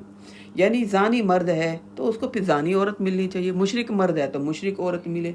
ऐसा नहीं है कि मर्द जो है जिना करने वाला, औरतों को ताड़ने वाला, बुराइयां करने वाला, और उसको मासूम सी बीवी मिल जाए तो वो उसके किरदार में कैसी तब्दीली ला सकती है? नहीं ला सकती, ठीक है। और इसी तरह कोई औरत जानिया है, उसके यानी शादी भी हो गई, बच्चे भी हैं, लेकिन पुराने आशिक के साथ ताल्लुकात हैं, वो छुप के ताल्लुकात चल रहे हैं, ठीक है।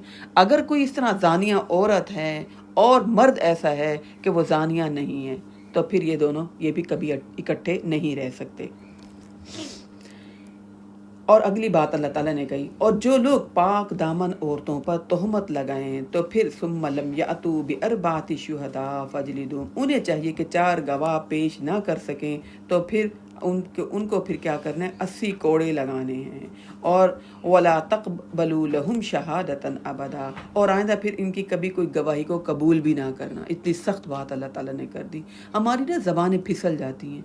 अच्छा वो खड़ी हुई थी उसके साथ, उसके बड़े उसके साथ ताल्लुकात हैं, बड़ा इनका आना जाना है, बड़ी गपशप करते हैं, देखा था कैसे घुस घुस के खड़े हुए थे, तोहमतें लगाते हुए हमें ज़रा से भी यानी डर खौफ नहीं आता कि हमारी ज़बानें हिल जाती हैं। अच्छा उसका रिश्ता इसलिए टूटा, उसकी बात इस तरह चल रही है, उसके पुराने ताल्लुकात हैं। अल्लाह ताला कह रहे हैं अगर कोई किसी पर तोहमत लगाए पाक दामन औरत पर, फिर वो उस पर अगर 4 गवाह नहीं लाते तो फिर क्या करना है, तोहमत लगाने की सज़ा क्या, 80 कोड़े, 80 कोड़े। तोहमत किसी के बारे में भी कोई बुराई नहीं मुंह से निकालनी। एक सहाबी ने नबी अकरम सल्लल्लाहु अलैहि वसल्लम से कहा, और उसने अपनी बीवी पर इल्ज़ाम लगाया, और उसने कहा कि अल्लाह के रसूल, आपने कहा कि अब तुम ना सबूत लाओ, अगर सबूत नहीं लाओगे तो फिर तुम पर हद्दे कज़फ लगेगी। उसने कहा कि अल्लाह के रसूल, जब कोई हम में से कोई अपनी बीवी के पास किसी आदमी को देखेगा तो वो क्या गवाह ढूंढने के लिए जाएगा, गवाह ढूंढेगा? तो फिर आपने कहा कि अच्छा गवाह तो लाओ, गवाह तो लाओ, और अगर गवाह नहीं लाओगे तो फिर हद तुम पर ज़रूर नाफिज होगी। तो फिर जो है वो कहने लगे कि मैं ये कहता रहा कि मैं सच्चा हूँ, अल्लाह मेरे बारे में ज़रूर कोई ना कोई हुक्म नाजिल करेगा। तो उसके बारे में हुक्म नाजिल हो गया जो अगली आयत है। पहले अल्लाह ने कहा तोहमत अगर कोई लगाए तो 100 कोड़े, 80 कोड़े मारे, ठीक है। किसी के बारे में, किसी के करैक्टर के बारे में करनी ही नहीं चाहिए। हमें क्या पता, हम कर देते हैं बातें, है ना, बड़े उसके ताल्लुकात, रिश्ते खराब हो जाते हैं। अच्छा अब तो मोबाइल मीडिया का दौर है, किसी के जिस्म के साथ किसी की शक्ल लगा देते हैं, है ना, किसी की शक्ल कहाँ लगाकर वीडियो बनाकर मियाँ को भेज रहे हैं, या वालदैन को भेज रहे हैं, या ससुराल वालों को भेज रहे हैं, क्या क्या बातें कर देते हैं, बोतान लगा देते हैं, क्या से क्या कर देते हैं। अल्लाह कह रहे 80 कोड़े मारे जाएंगे। इल्लल्लज़ीन ताबू मिन बादि ज़ालिका वास्लहू, हाँ जो तौबा कर लें और उसके बाद इस्लाह कर लें, अल्लाह बड़ा बख्शने वाला, अल्लाह कह रहा है अल्लाह बड़ा रहम करने वाला है। और वो लोग जो तोहमत लगाते हैं अपनी बीवियों पर, ठीक है ना, एक तो आम तोहमत लगाना है ना किसी के बरी, एक वो जो मियाँ को शक हो जाता है अपनी बीवी पर, तोहमत लगा देता है, जिम्मेदारियाँ उठाते नहीं हैं और फिर बड़ी बड़ी बातें कर देते हैं बीवियों पर। अल्लाह कह रहा है अगर कोई ऐसी बात करे बीवी पर تو اسے کیا چاہیے؟ وَلَمْ يَكُنْ لَهُمْ شُهَدَاءُ إِلَّا أَنفُسُهُمْ، اور وہ 4 گواہ کو بھی نہیں لا سکتا، صرف اس کے پاس اپنی ذات ہے، اپنی بات کرتا ہے کہ بھئی میں نے اپنی بیوی کو برائی میں ملوث دیکھا۔ تو اللہ تعالیٰ کہہ رہے ہیں فَشَهَادَةُ أَحَدِهِمْ 4 شَهَادَاتٍ بِاللَّهِ، تو ان میں سے ایسے شخص کی شہادت یوں ہوگی کہ وہ 4 دفعہ اللہ کی قسم کھا کر کہے گا میں سچا ہوں اور یہ جھوٹی ہے جو یہ مان نہیں رہی، قسم کھائے گا، یعنی اللہ کو درمیان میں لائے گا، 4 دفعہ قسم کھائے گا۔ اس کو اتنا نہیں بتایا جاتا، بس یہ بتایا جاتا ہے کہ 4 گواہ، تو لوگ کہتے ہیں ہم 4 گواہ کیسے پکڑیں؟ ہاں یہ دیکھیے نا، پھر یہ بتانا چاہیے۔ ہاں پھر یہ والا معاملہ ہوتا ہے کہ 4 دفعہ وہ قسم کھائے اور 5ویں مرتبہ وہ کہے گا، اس کو کہتے ہیں لعان، ٹھیک ہے، لعان، 5ویں مرتبہ وہ کہے گا اللہ کی لعنت ہو، وہ یوں کہے گا کہ اگر وہ جھوٹا ہے تو اس پر اللہ کی لعنت ہو، 5ویں مرتبہ وہ یہ بات کرے گا۔ اور اس طرح عورت بھی کرے گی جس پر الزام ہے، اس کی سزا یوں ٹل سکتی ہے کہ وہ 4 دفعہ، یعنی اگر وہ بھی سچی ہے پھر وہ کیا کہے گی، 4 دفعہ اللہ کی قسم کھا کر گواہی دے گی کہ وہ خاوند جھوٹا ہے اور وہ سچی ہے۔ ایسے ہی مرد بھی کرے گا اور ایسے ہی عورت بھی کرے گی۔ اور والخامسۃ ان غضب اللہ علیہ، 5ویں دفعہ وہ یوں کہے گی کہ اگر مرد اس کا سچا ہے تو مجھ پر اللہ کی غضب ہو۔ 4 دفعہ قسمیں کھانی ہیں اور 5ویں مرتبہ اپنے اوپر غضب، اللہ کی لعنت کا جو ہے نا یہ الفاظ کہنے ہیں۔ اور اللہ تعالیٰ کہہ رہے ہیں اگر تم پر اللہ کا فضل اور اس کی رحمت نہ ہوتی تو پھر کیا ہوتے، معاملے پیچیدہ ہوتے رہتے۔ دیکھیں میاں بیوی کے درمیان نا اعتماد پر رشتہ چلتا ہے، ہر وقت میاں بیوی ساتھ ساتھ نہیں رہ سکتے، پوری زندگی رشتہ چلانا ہوتا ہے، ذمہ داریوں کو نبھانا ہوتا ہے، گھر کو لے کر چلنا ہوتا ہے۔ اگر ذرا سا بھی کوئی بات کہہ دے، شیطان وسوسہ ڈال دے تو پھر رشتہ نہیں چلتا۔ وہ نہ بیوی کو میاں اچھا لگتا ہے، نہ میاں کو وہ بیوی اچھی لگتی ہے۔ اور پھر جب ذہن میں گندا کیڑا آ جائے، شک والی بات آ جائے، پھر لائنیں بھی ملنا شروع ہو جاتی ہیں۔ دیکھا میں گیا تھا تمہارے پیچھے، میرے پیچھے تمہارا کزن آیا نا، وہ کیوں بیٹھا رہا اتنی دیر، تم کیا کرتی رہی، یعنی اس طرح کی شک والی باتیں بھی چلنا شروع ہو جاتی ہیں، اگرچہ وہم و گمان میں بھی نہ ہو اور عام روٹین سا معاملہ ہو۔ تو اللہ تعالیٰ کہہ رہے ہیں پھر اس طرح اگر میاں بیوی دونوں ایک دوسرے پر الزام لگاتے ہیں تو پھر یہ لعان والا معاملہ کریں گے۔ ایسا نہیں کریں گے، لعان بھی نہیں کریں گے، ذلیل بھی کرتے رہیں گے، ساری زندگی شک کرتے رہیں گے اور بدخویاں اور بدگمانیاں کرتے بھی رہیں گے، اور جہاں بیٹھیں گے وہی کرتے رہیں گے، وہی بدنام کرتے رہیں گے، اور وہ نسل پلتی رہے گی، بچے بڑے ہوتے رہیں گے اور وہ ساری زندگی باپ سے ماں کی برائیاں سنتے رہیں گے، اور وہ نسل بڑی ہوتی رہے گی، ساری زندگی ماں خاوند کی برائیاں کرتی رہے گی، یہ قصہ کبھی ختم نہیں ہوگا۔ اللہ کہہ رہے ہیں وَأَنَّ اللَّهَ تَوَّابٌ الرحیم، اللہ بڑا توبہ قبول کرنے والا اور بہت حکیم ہے۔ اللہ نے فیصلے بتا دیے کہ تم نے کس طرح معاملات لے کر چلنے ہیں، اللہ نے ہر بات بتائی، کیونکہ اللہ کو ہماری فطرتوں کا پتہ تھا، اللہ کو پتہ تھا کیا کیا مسائل ہو سکتے ہیں۔ اب آگے شروع ہو رہا ہے واقعہ عفق۔ بے شک وہ لوگ جو لائے بالعفق، جھوٹ، تہمت لگائی انہوں نے، کیونکہ پیچھے تہمت والی بات ہو گئی نا۔ اب آگے اللہ تعالیٰ، پہلے اللہ تعالیٰ نے عام ایک اصول بتایا، پھر اللہ تعالیٰ نے بتا رہے کہ عائشہ جو کہ معصوم و پاک دامن عورت تھی، ان پر اس دور میں بھی تہمت لگی۔ اللہ تعالیٰ نے یعنی ماحول اللہ تعالیٰ پیدا کرتے ہیں، پھر اس کے بعد جب ماحول بن جاتا ہے پھر اللہ تعالیٰ آیات اتارتے ہیں، پھر مسائل بتاتے ہیں اللہ تعالیٰ، لوگوں کو وہ بات اچھی طرح سمجھ آ جاتی ہے۔ ماحول بناتے تھے اللہ تعالیٰ، پھر قرآن مجید کی وہ آیات اتر آتی تھی۔ بے شک وہ لوگ جنہوں نے تہمت کی باتیں کی، وہ تم میں سے ایک ٹولہ ہے، اسے تم اپنے لیے برا نہ سمجھو بلکہ لا تحسبوہ شرا لکم، تم اسے اپنے لیے برا نہ سمجھو بلکہ یہ تمہارے لیے بہتر ہے۔ لکل امرئ منہم ما اکتسب من الاثم، جس نے اس میں سے جتنا حصہ لیا تھا اس کو اتنے ہی گناہ کا عذاب ملے گا، سزا ملے گی، اور ان میں سے جو اس تہمت کے بڑے حصے کا ذمہ دار بنے ان کے لیے اللہ تعالیٰ کہہ رہے ہیں عذاب علیم ہے۔ یہ وہی جنگ جو ہے نا، غزوہ بنی مستلق سے واپس آ رہے ہیں، 6 ہجری میں واقعہ یہ پیش آیا۔ اس جنگ میں نبی اکرم صلی اللہ علیہ وسلم کے ساتھ حضرت عائشہ ساتھ تھی، آپ قرآن اندازی کیا کرتے تھے، کسی بھی ایک بیوی کو ساتھ لے جایا کرتے تھے، حضرت عائشہ ساتھ تھی نبی اکرم صلی اللہ علیہ وسلم کے۔ تو آپ نے کچھ کرنے کا حکم دیا کہ چلیں روانہ ہو جائیں۔ حضرت عائشہ واش روم گئی تھی، اور جب وہ واپس آئیں تو ابھی بیٹھنا ہی تھا، انہوں نے گلے میں دیکھا تو ان کا ہار نہیں تھا۔ دیکھیے یعنی اسلام ایسا نہیں کرتا کہ بنو سنورو ہی نہیں، سفر میں گئی ہیں، گلے میں ہار ہے، اتنا پیارا سا انہوں نے ہار پہنا ہوا تھا، اور فوراً واپس پلٹی اس ہار کو ڈھونڈنے کے لیے. تو جن صحابی کی ڈیوٹی ہوتی تھی کہ وہ ہودج کو اٹھا کر اونٹ پر رکھتے تھے اور پھر جو ہے نا وہ اونٹ چلا کر لے جاتے تھے، تو وہ انہوں نے سمجھا کہ حضرت عائشہ بیٹھ گئی ہیں. حضرت عائشہ دبلی پتلی تھی، جوان تھی، ہلکا سا ان کا وزن تھا، تو ان کو لگا کہ بیٹھ گئی ہیں. انہوں نے وہ ہودج رکھا اور اونٹ کو روانہ ہو گیا اور چل پڑے صحابہ کرام بھی اور نبی اکرم صلی اللہ علیہ وسلم بھی. ایک صحابی صفوان بن معطل جو تھے، ان کی ڈیوٹی نبی اکرم صلی اللہ علیہ وسلم نے یہ لگائی ہوئی تھی کہ ہم جب بھی کہیں پر بھی پڑاؤ ڈھالا کریں اور جب وہاں سے کوچ کیا کریں تو آپ وہاں پر دیکھا کریں کوئی چیز رہے تو نہیں. اکثر بھول جاتا ہے نا انسان، آپ نے ان کی ڈیوٹی لگائی تھی، کچھ رہ جائے تو آپ بعد میں آیا کریں. تو حضرت عائشہ جب واپس آئیں تو انہوں نے دیکھا کہ وہ قافلہ تو روانہ ہو گیا. سمجھدار تھی حضرت عائشہ، چپ کر کے وہیں ایک سائڈ پر بیٹھ گئی. تھوڑی دیر بعد صفوان بن معطل جب آئے تو انہوں نے دیکھا، اور انہوں نے حضرت عائشہ کو پردے کی آیات سے پہلے دیکھا ہوا تھا اور پہچان گئے کہ یہ امہات المومنین میں سے حضرت عائشہ ہیں. انہوں نے فوراً استغفر اللہ پڑھا اور حضرت عائشہ کے آگے وہ جو ہے اونٹ کو بٹھایا، ہودج میں آگے کیا اور ان سے منہ پھیر کر کھڑے ہو گئے. اس دوران یعنی کوئی بات فالتو نہیں کی کہ حضرت عائشہ اس میں بیٹھ جائیں.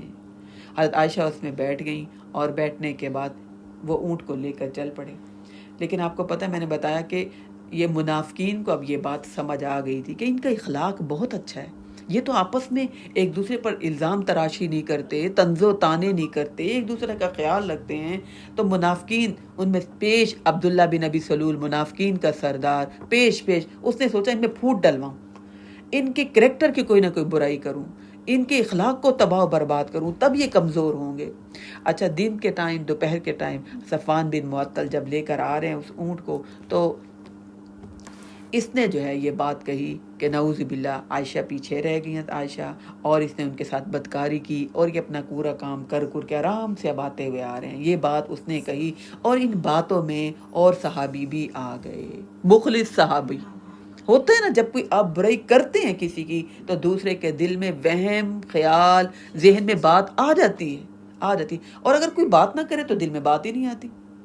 تو ان کے دل میں بھی بات آ گئی. ان میں تھے حسان بن ثابت، ٹھیک ہے، اور پھر وہ تھے ایک اور صحابی مستہ بن اساسہ جو ابوبکر صدیق کے بھانجے لگتے تھے، ٹھیک ہے نا. مستہ بن اساسہ غریب تھے، ابوبکر صدیق ان کی کفالت کیا کرتے تھے، ان کو خرچہ دیا کرتے تھے. اور ایک اور صحابی حسان بن ثابت، یہ صحابی بھی تھے. اور ایک خاتون حمنہ بنت جہش کی بہن جو تھی، حمنہ بنت جہش، یہ بھی اس بات میں آ گئی، زینب بنت جہش کی بہن، یعنی حضرت عائشہ کی سوکن کی بہن، وہ بھی اس بات میں شامل ہو گئی، پیش ہو گئی. تو یہ جو ہے انہوں نے خوب اس بات کو اچھالا. آپ کو پتہ ہے نا کہ کوئی بھی کوئی بات کرے اور انسان زیادہ اس میں گھسنا شروع کرے تو یقین آنا شروع ہو جاتا ہے. پھر انسان سنائی بات کو آگے پہنچانا شروع کر دیتا ہے، اور پھر جو اگلے لوگ سنتے ہیں وہ بھی یقین کرتے چلے جاتے ہیں. اللہ نے اس بات کا تذکرہ یہاں پر کیا کہ وہ جب جھوٹ تہمت کی بات آئی تھی تم نے اس کو برا کیوں نہیں سمجھا، تم نے اس پر یقین کر لیا. اور اس میں جس نے بھی اس افواہ کو پھیلانے میں، اس پر تہمت لگانے میں جو شامل ہوا، وَلَهُ عَذَابٌ عَظِيمٌ، اللہ کے ہاں اس کے لیے بہت بڑا عذاب ہے. تو سنی باتیں آگے نہیں پہنچانی چاہیے، جب تک دیکھیں نہیں، جب تک عین الیقین نہ ہو جائے کسی کی بھی بات آگے نہیں کرنی چاہیے. لولا اذ سمعتموہ ظن المؤمنون، جب تم نے یہ قصہ سنا تھا تو مومن مردوں اور مومن عورتوں نے اپنے دل میں اچھی بات کیوں نہ سوچی، اللہ تعالیٰ کہہ رہے ہیں. اور یوں کیوں نہ کہا کہ یہ تو واقعی بہتان ہے. یہ انہی کی بیٹی ہے نا، ابوبکر صدیق کی بیٹی، کہ جب نبی اکرم صلی اللہ علیہ وسلم کے بارے میں ابو جہل نے کہا ایسا ہو سکتا ہے کہ ایک ہی رات میں مسجد حرام سے بیت المقدس چلے جائیں اور ایک ہی رات میں معراج پر بھی جائیں، ساتوں آسمان جنت دوزخ کی سیر کر کے آئیں. تو ابوبکر صدیق نے کہا کہ نہیں، یہ تو ناممکن ہے، بیت المقدس تک کوئی نہیں جا سکتا، 40 دن کا سفر ہے. تو ابو جہل نے کہا پھر دیکھ لو، تمہارا ساتھی کہہ رہا ہے. تو ابوبکر صدیق نے فوراً کہا اگر محمد صلی اللہ علیہ وسلم یہ بات کہہ رہے ہیں تو پھر تو سچی بات ہے، یہ ان کی بیٹی عائشہ صدیقہ، ان کی بیٹی، تو ان کے بارے میں اللہ تعالیٰ کہہ رہے ہیں تم نے کیوں نہیں فوراً کہا کہ یہ تو جھوٹ ہے، یہ بہتان ہے. پھر یہ تہمت لگانے والے اس پر 4 گواہ کیوں نہیں لائے؟ ہر ایک نے بات پھیلائی، ہر ایک نے. اللہ تعالیٰ کہہ رہے ہیں 4 گواہ بھی نہیں لائے. پھر جب یہ 4 گواہ نہیں لا سکے تو اللہ کے ہاں یہ جھوٹے ہیں. اور اگر دنیا اور آخرت میں اللہ کا فضل اور اس کی رحمت نہ ہوتی تو جن باتوں میں تم پڑھ چکے تھے اس کی وجہ سے تمہیں اللہ اور بہت سخت عذاب دیتا. جب تم اپنے منہ سے اس بہتان کو اچھال رہے تھے اور اپنے منہ سے وہ باتیں کہہ رہے تھے جس کے بارے میں تمہیں علم نہیں تھا، وَتَحْسَبُونَهُ هَيِّنًا، اور تم اس تہمت لگانے کو معمولی بات سمجھ رہے تھے۔ یعنی ہوتا یہ کہ بعض دفعہ ہم جو ہے نا کچھ گناہ کو معمولی سمجھ رہے ہوتے ہیں، ہم کہتے ہیں کوئی بات نہیں، چھوٹا سا تو گناہ ہے، اچھا کچھ نہیں ہوتا، میں نے یہ بات اس سے کہہ دی تاکہ اس کو بھی تو خبر ہو جائے نا، وہ بھی تو الرٹ ہو جائے، میں بھی تو اس کو خبر دوں، حالات کے بارے میں بتا رہی تھی۔ ہم کہتے ہیں کوئی نئی بات بتاؤ، آج کل کوئی نئی تازی خبر سناؤ، کوئی چٹپٹی خبر سناؤ، ہے نا، ہے نا، وہ جو ہم بیٹھ کے چٹپٹی کمیٹیاں ڈالتے ہیں نا، اللہ کہہ رہے جو تمہارے منہ سے وہ باتیں نکلتی ہیں تم ان کو معمولی سمجھ رہے ہوتے ہو، تمہیں نہیں پتا اللہ کے ہاں تو وہ بہت بڑا گناہ ہوتا ہے۔ وَتَحْسَبُونَهُ هَيِّنًا وَهُوَ عِندَ اللَّهِ عَظِيمٌ، وہ اللہ کے ہاں بہت بڑی بات ہوتی ہے۔ اور جب تم نے یہ قصہ سنا تھا تم نے یوں کیوں نہیں کہا کہ ہمارے لیے مناسب ہی نہیں کہ ہم اللہ کے رسول کی زوجہ کے بارے میں ایسی بات کریں، تمہارے لیے تو مناسب ہی نہیں تھا کہ ایسی بات کرتے۔ سبحانک ھذا بہتان عظیم، وہ تو پاک ہے، اور یہ تم کہتے کہ اور یہ تو بہت بڑا بہتان لگا دیا تم نے، سبحانک ھذا بہتان عظیم، تم یہ کہتے ہمیں یہ مناسب ہی نہیں ایسی بات کریں، وہ تو پاک ہے۔ یعنی عائشہ کی گواہی دیتے تو تمہیں اس کے باپ کا نہیں پتا، تمہیں اس گھرانے کے نہیں پتا۔ حضرت عائشہ کے بارے میں آتا ہے کہ نبی اکرم صلی اللہ علیہ وسلم اکثر حضرت عائشہ کے پاس ہوتے تو وحی اترتی، اور اس قرآن مجید کے اندر 18 آیات یعنی اس واقعے کے بارے میں ہیں جو حضرت عائشہ کے بارے میں نازل ہوئی۔ اللہ کہہ رہا ہے تمہیں نہیں پتا تھا وہ کس خاندان کی ہیں۔ اللہ تمہیں نصیحت کرتا ہے، اور اگر تم مومن ہو اور آئندہ کبھی ایسی حرکت نہ کرنا، کسی پر بھی تہمت الزام نہ لگانا۔ اللہ تمہیں واضح ہدایات دیتا ہے اور وہ سب کچھ جاننے والا اور خوب حکمت والا ہے۔ تو یہاں تک حضرت عائشہ کے بارے میں اللہ تعالیٰ نے وہ بات بتائی کہ تم نے بہتان کی۔ اچھا پھر یہ جو لوگ تھے ان پر منافقوں کا جو سردار تھا اس کو چھوڑ کر باقی سب پر اللہ تعالیٰ کے رسول نے حد قذف لگائی تھی، ٹھیک ہے نا، کیونکہ انہوں نے تہمت لگائی تھی، پھر ان پر حد نافذ ہوئی تھی۔ یہ جو منافقوں کا سردار تھا یہ ویسے ہی بات بدل لیتا تھا، اس پر حد نہیں لگائی تھی، یہ ویسے ہی بڑے غرور و تکبر میں مبتلا رہتا تھا، اور ویسے ہی نبی اکرم صلی اللہ علیہ وسلم کے جب دل چاہتا قسمیں کھاتا، تعریف کرتا، اور جب دل چاہتا آپ پر الزام لگاتا۔ آپ نے اس کو چھوڑ دیا تھا، اور یہ اپنے اوپر حد لگانا بھی نہیں چاہتا تھا کہ اس پر کوئی حد لگائی جائے اس کی عزت خراب ہو۔ تو یہاں تک وہ بات ختم ہوگی۔ آگے اللہ تعالیٰ اور بات ہم سب کے لیے کہہ رہے ہیں، ان الذین یحبون ان تشیع الفاحشۃ، وہ لوگ جو یہ چاہتے ہیں کہ ایمان لانے والوں میں بے حیائی کو پھیلائیں، اور ان کے لیے پھر کیا ہے، دنیا میں دردناک عذاب ہے اور آخرت میں بھی، اور اس کے نتائج جو ہیں اللہ تعالیٰ کو پتہ ہیں، اور اللہ خوب جانتا ہے اور تم نہیں جانتے۔ کتنی بڑی بات، اللہ کہہ رہے ہیں معاشرے میں بے حیائی کو پھیلانا، اس کے لیے ایسا جو ایسے کرتے ہیں ان کے لیے بھی دردناک عذاب ہے۔ ہمارے ہاں کتنے بڑے بڑے بورڈ بنے ہوتے ہیں، ہے نا، جتنی بڑی ماڈل مشہور ہے وہ بناتی ہے، کوئی ٹوتھ پیسٹ کا، کوئی برش کا، کوئی ٹائر کا، ہے نا، کوئی گاڑی کا، کوئی بھی ایڈ بنائے، اور اس پر جتنے گندا ایڈ بنوائے گی، جتنے گندے پوسٹر لگوائے گی، اتنے زیادہ اس کو پیسے ملیں گی، اور اتنا ہی ہم دیکھتے ہیں، تمہیں نہیں پتا، اور ہم ان کو آئیڈیل بنا رہے ہوتے ہیں۔ تو اللہ تعالیٰ کہہ رہے ہیں جو بے حیائی اس دنیا میں پھیلاتا ہے، بے حیائی والے کام کرے، یا بے حیائی کی چیزیں اسکرین پر دیکھے، یا بے حیائی کے کام کرے، چاہے ہوٹل میں ہوں، چاہے کسی کلب میں ہوں، چاہے کسی سینما ہال میں ہوں، چاہے کسی اسکرین کے بورڈ پر ہوں، چاہے کوئی ایڈ بنوائے مارکیٹنگ کے لیے، چاہے کوئی ڈرامے دیکھے، چاہے کوئی موویز بنائے، جس میں بھی بے حیائی پھیلائی جائے۔ آج کل کے ہمارے ڈراموں میں کیا اچھا لباس دکھایا جاتا ہے، کبھی بھی دوپٹہ تو غائب ہی ہے نا، اور پھر جو بورڈ لگتے ہیں عورت مرد کے ساتھ چپک کے کھڑی ہے، آپ کا کیا خیال ہے یہ کوئی اچھا میسج مل رہا ہوتا ہے؟ سب سے زیادہ ہے نا، شادیاں بن گئی، وہ بھی ہم اس میں پڑھیں گے، اس میں ہم پڑھیں گے۔ اگر ہم ان چیزوں میں ملوث نہیں ہیں تو اس میں تو ہم گر جاتے ہیں۔ جو اصل مسئلہ سٹوریز اتنی گندی ہوتی ہے، ہر لڑکی دو مرد سے بات ہوتی ہے، ہاں بالکل۔ اچھا اچھا سب سے زیادہ اعتراض مجھے اس چیز پہ وہ جو دیور ہے یا بہنوئی ہے، یا کم از کم فیملی کو تو چھوڑ جی نہیں چھوڑتے۔ اور ہم عورتیں کیوں نہیں اپنے آپ کو سیفٹی محسوس کرتے؟ شرم و حیا ہمارے اندر ہونا چاہیے۔ اچھا یہ بہانے بناتے ہیں ہم کیسے پردے کریں، ہمارے گھر چھوٹے ہیں، ہم جوائنٹ فیملی میں رہتے ہیں، دوپٹے تو کر سکتے ہیں، اپنے آپ کو کور تو کر سکتے ہیں، بند سنور کے ان کے سامنے بال نہ کھول کے کھڑے ہوں، چھوٹے گلے تو پہن سکتے ہیں، یہ تو ہم کام کر سکتے ہیں، ہم یہ بھی نہیں کرتے۔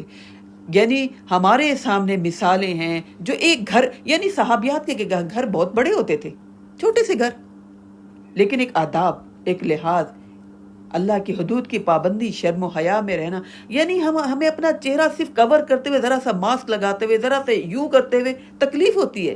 شیطان نے ہمیں اتنا یعنی مشکل کر کے دکھا دیا، دنیا کی محبت، دنیا کی عزت، یہ ملوث میں ہم اتنے گر گئے۔ اللہ کہہ رہے جو اس معاشرے میں چاہتا ہے، پسند کرتا ہے کہ بے حیائی پھیلے، ان کے لیے دردناک عذاب ہے۔ بند سنور کے عورتوں میں آپ تیار ہوں، وہ بھی ہم پڑھیں گے کتنا ہم اپنے آپ کو عورتوں میں بھی اوپن کر سکتے ہیں، لیکن یہ چچا کے بچے، یہ دیوروں کے بچے، یہ فرسٹ کزن، یہ سیکنڈ کزن، اور وہ میرا بھائی اور وہ میرا بھائی، اللہ کہہ رہا ہے جو معاشرے میں بے حیائی پھیلائے اور پھر کیا ہے، ان کے لیے دردناک عذاب ہے۔ اللہ کہہ رہے ہیں اللہ ان مردوں کی نیتوں کو جانتا ہے، تم نہیں جانتے، وہ اچھی نظر سے تمہیں نہیں دیکھتے۔ اگر اللہ کا فضل اور اس کی رحمت نہ ہوتی تو معاشرے میں یہ مرد عورتوں کو نوچ نوچ کے کھاتے۔ ابھی تو صرف تکتے رہتے ہیں نا، گھر تک چھوڑتے ہیں، ایسا دیکھتے رہتے ہیں۔ اچھا کسی سواری میں بیٹھ جائے تو وہ شیشے سے بھی دیکھ رہے ہوتے ہیں، حتیٰ کہ وہ پردے والے کو نہیں چھوڑتے۔ اور یقین مانے داڑھی والے ہیں، رکشہ چلا رہے ہیں، مجھے ایک دو دفعہ ایسا ہوا، اب رکشہ چلا رہے ہر ایک کو یوں پورا دیکھنے، بھئی آگے دیکھ کے چلاؤ کہیں ایکسیڈنٹ نہ ہو جائے۔ اچھا باجی، پھر تھوڑے عادت سے مجبور ہوتے ہیں۔ اور ہم تو بلکہ اب سوچتے ہیں یار تمہارے جتنا بیٹا میرا گھر میں، اب تو چھوڑ دو۔ نہیں چھوڑتے، اللہ نے فطرت بتا دی۔ اللہ کہہ رہا ہے اگر اللہ کا فضل اور اس کی رحمت نہ ہوتی تو معاشرے میں بڑی برائیاں پھیل چکی ہوتی۔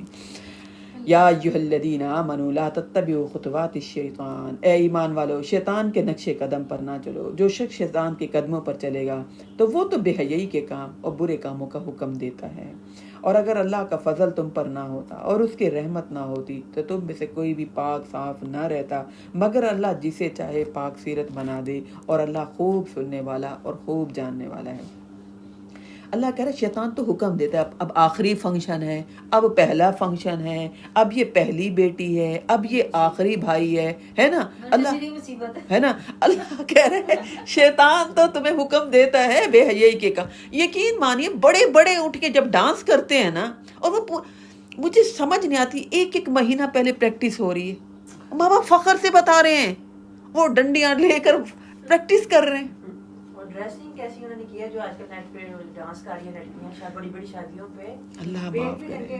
فَإِنَّهُ يَأْمُرُ بِالْفَحْشَاءِ وَالْمُنکَرِ، شیطان کو جب دوست بنا لیا، شیطان کے جب اکساہٹوں کے دروازے کھول دیے، ہے نا، جب نیکیوں کے قریب نہیں آئے، جب قرآن کے قریب نہیں آئے، جو جس سے ہمیں ان برائیوں سے ہم نے نفرت کرنی تھی، ہمیں ان برائیوں کا جس نے انجام بتانا تھا، ہم تو امپریس ہو گئے ہندوؤں سے، ہم تو امپریس ہو گئے باہر کے کلچر سے، ان کا تو اوڑھنا بچھونا یا ناچ گانا ہے، پورے بال پھیلے ہوتے ہیں، ان کی ساڑیاں بھی یہاں سے اندر گئی ہوتی ہیں، ہمارے لوگوں کو آگ لگے گی۔ اچھا، اور کر کے بڑا فخر محسوس کرتے ہیں۔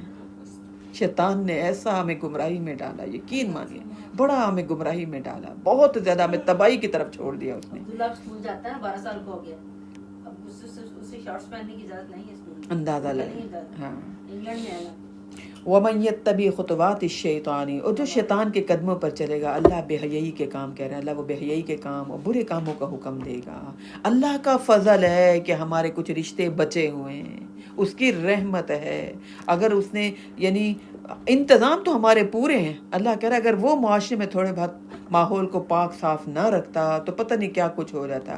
اللہ چاہے وَلَٰكِنَّ اللَّهَ يُزَكِّي مَن يَشَاءُ، اللہ چاہے جسے پاک سیرت عطا کر دے، لیکن حالات ایسے ہیں، گندی چیزیں دیکھ دیکھ کے تو ہر وقت دماغ میں وہ بھوت گندے سوار ہیں۔ وَلَا يَأْتَلِ أُولِي الْفَضْلِ مِنْكُمْ وَالسَّعَةِ، اور تم میں سے اسودہ حال لوگوں کو یہ قسم نہیں کھانی چاہیے کہ وہ قرابت دار، مسکینوں اور اللہ کے راہ میں ہجرت کرنے والوں کو کچھ صدقہ نہیں دیں گے۔ ابوبکر صدیق نے نا قسم کھا لی تھی کہ میں اب جو ہے نا مستہ کو نہیں دیا کروں گا۔ جیسے یہ آیات اتری بلکہ اس سے زیادہ دینا شروع کیا، ان کا نہیں، میں اللہ کے چاہتا ہوں کہ اللہ مجھے معاف کر دے، فَلْيَعْفُوا وَلْيَصْفَحُوا، انہیں چاہیے کہ وہ معاف کر دیں، درگزر کر دیں۔ کیا تم پسند نہیں کرتے کہ اللہ تمہیں معاف کر دے؟ بلکہ زیادہ دینا شروع کیا۔ یہ ہے دین، ہے نا، ہماری فطرت کے مطابق ہے کہ نہیں؟ ذات کی خاطر بغض کینہ رکھنا ہی نہیں ہے، اللہ کی خاطر معاف کرنا ہے. ہاں کوئی نافرمانی کا کام کرے تو اس سے بغض رکھو، گناہ کرنے والوں سے. ہم گناہ کرنے والوں سے بغض اور کینہ نہیں رکھتے. اللہ کہہ رہے اگر تم نے جو ہے نا، کیا تم پسند نہیں کرتے کہ اللہ تمہیں معاف کر دے؟ اللہ بڑا بخشنے والا اور رحم کرنے والا ہے. جو لوگ پاک دامن اور بھولی بھالی معصوم پاک دامن عورتوں پر تہمت لگائے، ان پر دنیا میں بھی لعنت اور آخرت میں بھی لعنت، اور ان کے لیے بہت بڑا عذاب ہوگا. جس دن ایسے مجرموں کو اپنی زبانیں، ہاتھ اور پاؤں اور ان کے کرتوتوں کے متعلق ان کے خلاف جب یہ گواہی دیں گے، ہمارا یعنی اس دن قیامت والے دن منہ تو بند کر دیا جائے گا. یہ جسم ہاتھ بولیں گے. اب تو ہم کہتے ہیں کسی کو شکر ہے پتہ نہیں چلا. اللہ کہہ رہے جو تنہائی میں گناہ کریں گے تو یہ جسم بولے گا، ہاتھ بولیں گے، پاؤں بولیں گے، ٹھیک ہے نا، کان بولیں گے، آنکھ بولے گی کہ اللہ یہ گناہ کے کام کیے. تو اس دن اللہ انہیں وہ بدلہ دے گا جس کے وہ مستحق ہیں، اور وہ جان لیں کہ بے شک اللہ واضح حق ہے. اچھا، کوئی بھی زنا کا کام ایک دم جلدی نہیں ہوتا. پہلے دل میں گندی باتیں اٹھتی ہیں، پہلی گندی تصویریں، گندی باتیں، گندی موویز، گندے سین جب دیکھے جاتے ہیں، شیطان خوش کرتا رہتا ہے کتنا مزہ آ رہا ہے، کتنا اچھا لگ رہا ہے. پھر اس کے بعد سٹیپ بائی سٹیپ انسان جو ہے نا زنا کرتا ہے. نبی اکرم صلی اللہ علیہ وسلم نے فرمایا ہاتھ بھی زنا کرتے ہیں، پاؤں بھی زنا کرتے ہیں، کان بھی زنا کرتے ہیں، زبان بھی زنا کرتی ہے. آپ نے فرمایا شرم گاہ یا تو اس کی تصدیق کر دیتی ہے یا اس کی تکذیب کر دیتی ہے. ہم نعوذ باللہ، ہم وہ جو بڑا کام ہے اس کو تو ہم کہتے ہیں بچے ہوئے، لیکن اس سے پہلے جو ہنس ہنس کے باتیں کرنا، جو تنہائی میں باتیں کرنا، جو ماحول بنانا، ٹھیک ہے نا، جو عورت کا مرد کے ساتھ ٹچنگ کر کے ہاتھ ملانا، گھس گھس کے بیٹھنا، ساتھ لگ کے بیٹھنا، کانوں سے وہ مزے سے باتیں سننا، یہ کیا زنا نہیں ہے؟ جن کاموں سے اللہ نے منع کیا، بے حیائی والی باتیں نہ کرو، گناہ کی باتیں نہ کرو. تو اللہ کہہ رہے اس دن قیامت والے دن منہ بند ہو جائیں گے، زبان بند ہو جائے گی، لیکن ان کے جو کرتوتے ہیں اللہ کہہ رہے اس دن واضح ہو جائیں گے.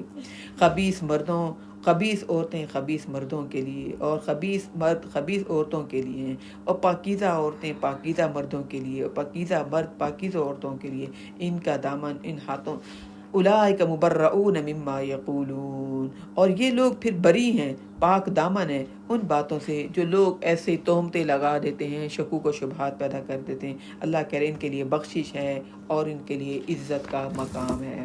اے ایمان والو، اپنے گھروں کے سوا دوسروں کے گھروں میں داخل نہ ہوا کرو جب تک کہ ان کی رضا حاصل نہ کر لو، اور پھر گھر والوں پر سلام نہ کہہ لو، یہ بات تمہارے لیے بہتر ہے. لعلکم تذکرون، امید ہے کہ تم اسے یاد رکھو گے. ایک شخص نے نبی اکرم صلی اللہ علیہ وسلم سے پوچھا کیا میں گھر جاتے ہوئے اپنی ماں سے اجازت لوں؟ آپ نے فرمایا ہاں. وہ بولا میں تو اس کے ساتھ اس کے گھر میں رہتا ہوں. آپ نے فرمایا پھر بھی اجازت لے کر داخل ہو. وہ کہنے لگا میں تو اس کی خدمت کرتا ہوں. آپ نے فرمایا پھر بھی اجازت لے کر داخل ہو. کیا تو اس بات کو پسند کرتا ہے کہ اپنی ماں کو ننگا دیکھے؟ وہ کہنے لگا نہیں. آپ نے فرمایا پھر اجازت لے کر جاؤ.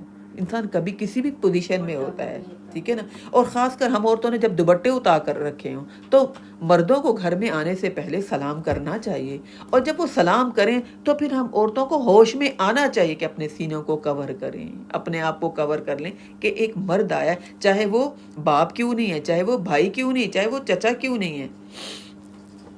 تو اللہ تعالیٰ کہہ رہے ہیں تم گھروں میں داخل نہ ہو جب تک کہ اجازت نہ دے لو، اور پھر سلام نہ کر لو. پھر اگر ان میں سے کسی کو نہ پاؤ تو جب تک تمہیں نہ اجازت نہ ملے تو اس میں داخل نہ ہو. ہم دروازے پیٹ دیتے ہیں، ہم بیلیں دے دے کے، ہم دروازے وہ کر کر کے، کچھ نہیں تو پھلانگ کر بھی آ جاتے ہیں. پتہ نہیں کیوں نہیں آ رہے. تو اللہ کہہ رہا ہے جب وہ اجازت دیں، یعنی آپ نے فرمایا، نبی اکرم صلی اللہ علیہ وسلم نے فرمایا، دیکھیں کتنی چھوٹی چھوٹی ہماری رہنمائی کی جا رہی ہے. آپ نے فرمایا 3 دفعہ سلام کرو، اور اگر 3 دفعہ سلام کرنے کے بعد پھر بھی وہ دروازہ نہیں کھول رہے، پھر بھی وہ جواب نہیں دے رہے، تو مائنڈ کیے بغیر واپس آ جاؤ. ہو سکتا ہے ہاں، ہو سکتا ہے غیر مناسب ٹائم پر ہم آ گئے، ہو سکتا ہے یہ اس وقت مصروف ہوں گے اور بدگمانیاں لے کر نہ آؤ، ان کا تو ارادہ ہی نہیں تھا ایسا. اللہ کہہ رہا ہے پھر واپس آ جاؤ، کوئی بات نہیں. ہو سکتا ہے وہ ان کو اس وقت پرائیویسی چاہیے، ہو سکتا ہے کوئی ضروری کام میں مصروف ہو، تو کچھ بھی ہو، لوٹ آؤ واپس. وَإِن قِيلَ لَكُمُ ارْجِعُوا فَارْجِعُوا هُوَ أَزْكَىٰ لَكُمْ، اور جب تمہیں کہا جائے کہ لوٹ جاؤ تو لوٹ آؤ، یہ تمہارے لیے زیادہ پاکیزہ طریقہ ہے، اور اللہ جانتا ہے جو تم کرتے ہو، اور نہیں ہے تم پر گناہ کہ جب تم داخل ہو گھروں میں غیر مسکونۃ فیہا متاع لکم، جہاں تمہارے فائدے کی چیز ہو تو وہاں پر تمہارے لیے فائدہ سامان ہو تو وہاں پر تم جو ہو بغیر اجازت بھی داخل ہو سکتے ہو۔ یہ ایسی پبلک جگہ جو ہوتی ہے جیسے ہاسپٹل ہو گئے، ہے نا، شاپنگ کی جگہ ہو گئی، اللہ تعالیٰ کہہ رہے ہیں وہاں پر اگر تم اجازت لیے بغیر جاؤ تو کوئی گناہ نہیں ہے تم پر، اور اللہ جانتا ہے جو تم ظاہر کرتے ہو، جو تم چھپاتے ہو۔ اے نبی، اب یہاں سے یعنی احکام شروع ہو رہے ہیں جو مردوں کے لیے بھی ہیں اور ہم عورتوں کے لیے بھی ہیں۔ قل للمؤمنین یغضوا من ابصارہم، اے نبی اکرم صلی اللہ علیہ وسلم، مومن مردوں سے کہیے وہ اپنی نظروں کو نیچے رکھیں اور اپنی شرمگاہوں کی حفاظت کریں، یہ ان کے لیے زیادہ پاکیزہ ہے، جو کچھ وہ کرتے ہیں اللہ اس سے باخبر ہے۔ سب سے پہلے پردے کا حکم مردوں کو آیا، ٹھیک ہے نا، جو ہم سمجھتے ہیں پردے کا کام تو عورتوں کا ہے اور مردوں کا کام ہی نہیں ہے نا۔ ہم نے کبھی اپنے بیٹوں کو یہ بات سکھائی نہیں تھی کہ بیٹا تم اتنی لڑکیوں کے بارے میں کیوں کمنٹس پاس کر رہے ہو، تم ان کو کیوں گھوریاں مار کے دیکھتے رہتے ہو، تمہیں نہیں دیکھنا چاہیے۔ ہم سمجھتے ہیں حیا تو عورتوں کا کام ہے، مردوں کا، یہ تو مرد ہے، اور مرد کہہ کے ہم ان کا دماغ ہی خراب کر دیتے ہیں کہ ان کے لیے حیا یہ کوئی خوبی کی بات نہیں ہے۔ تو نبی اکرم صلی اللہ علیہ وسلم نے فرمایا زنا سے بچنے کے لیے سب سے پہلی چیز جو ہے نا وہ کیا ہے، اپنی آنکھوں کو نیچے رکھو۔ نگاہ کو نیچے رکھنا شہوت ختم کرنے کے لیے اہم بات ہے۔ آپ نے فرمایا چاہے کوئی محرم رشتے ہی کیوں نہ ہو ان کو بھی شہوت کی نگاہ سے نہیں دیکھ سکتے، ٹھیک ہے، کوئی باپ اپنی بیٹی کو شہوت کی نگاہ سے نہیں دیکھ سکتا۔ تو اللہ تعالیٰ کہہ رہے ہیں مردوں کو سب سے پہلے جو حکم دیا وہ یہ کہا کہ اپنی نظروں کو نیچے رکھو۔ تو یہاں پر حیا کا آغاز کہاں سے شروع کرنا ہے؟ مردوں سے، اور پھر اب عورتوں سے کہا وَقُلْ لِلْمُؤْمِنَاتِ يَغْضُضْنَ مِنْ أَبْصَارِهِنَّ، ان مومن عورتوں سے بھی کہی، ہمارے لیے حکم جو ہے نا آگے آ رہے ہیں۔ مردوں کے لیے حکم کیا تھا کہ انہوں نے عورتوں کو تاڑتے نہیں رہنا، یوں کام کرتے رہنا اور ہر عورت کو دیکھتے رہنا۔ عورتیں بھی تو بن سور کے نکل رہی ہوتی ہیں، وہ کہتے ہیں کس کس کو دیکھیں، ہے نا، وہ بھی ہر ایک کو دیکھتے، اچھا اس کو دیکھ لیا، اب یہ پیاری لگ رہی ہے، اب اس کو دیکھیں۔ ہم عورتیں ایک دوسرے کو اچھے لگتی ہیں، میں سمجھتی ہوں مردوں کو یہ جن کے تو اللہ نے فطرت بنائی تبھی تو 4 شادیاں کر لیتے ہیں، تبھی تو عورتوں کی ذمہ داریاں اٹھا لیتے ہیں، نبھاتے ہیں ان رشتوں کو۔ کیوں؟ اللہ نے ان کی فطرت بنائی کہ ان کو عورت میں اٹریکشن محسوس ہوتی ہے، تبھی تو وہ کہتے ہیں ہم کمانے کے قابل ہو گئے، ہمارے نکاح کریں۔ تو اللہ تعالیٰ کہہ رہے ہیں ہمارے لیے جو مسائل آ رہے ہیں وَقُلْ لِلْمُؤْمِنَاتِ، ان مومن عورتوں سے بھی کہیے کہ وہ اپنی نگاہیں نیچے رکھیں۔ آؤ بھائی دلہا آ گیا، دلہا کو دیکھ کر آئیں، ہے نا، ہم بھی کہہ رہی ہوتے نا، اچھا چلو تم اپنی وہ تصویریں دکھاؤ، اپنا داماد دکھاؤ، ہمیں بھی نہیں دیکھنا، کسی مرد کو دیکھنے کی ضرورت ہی نہیں، اپنا مرد ہے اس کو دیکھیں، اس کو خوش کریں، اس کو مسکرا کر دیکھنا اجر ہے، اس کے لیے بننا سنورنا اجر ہے۔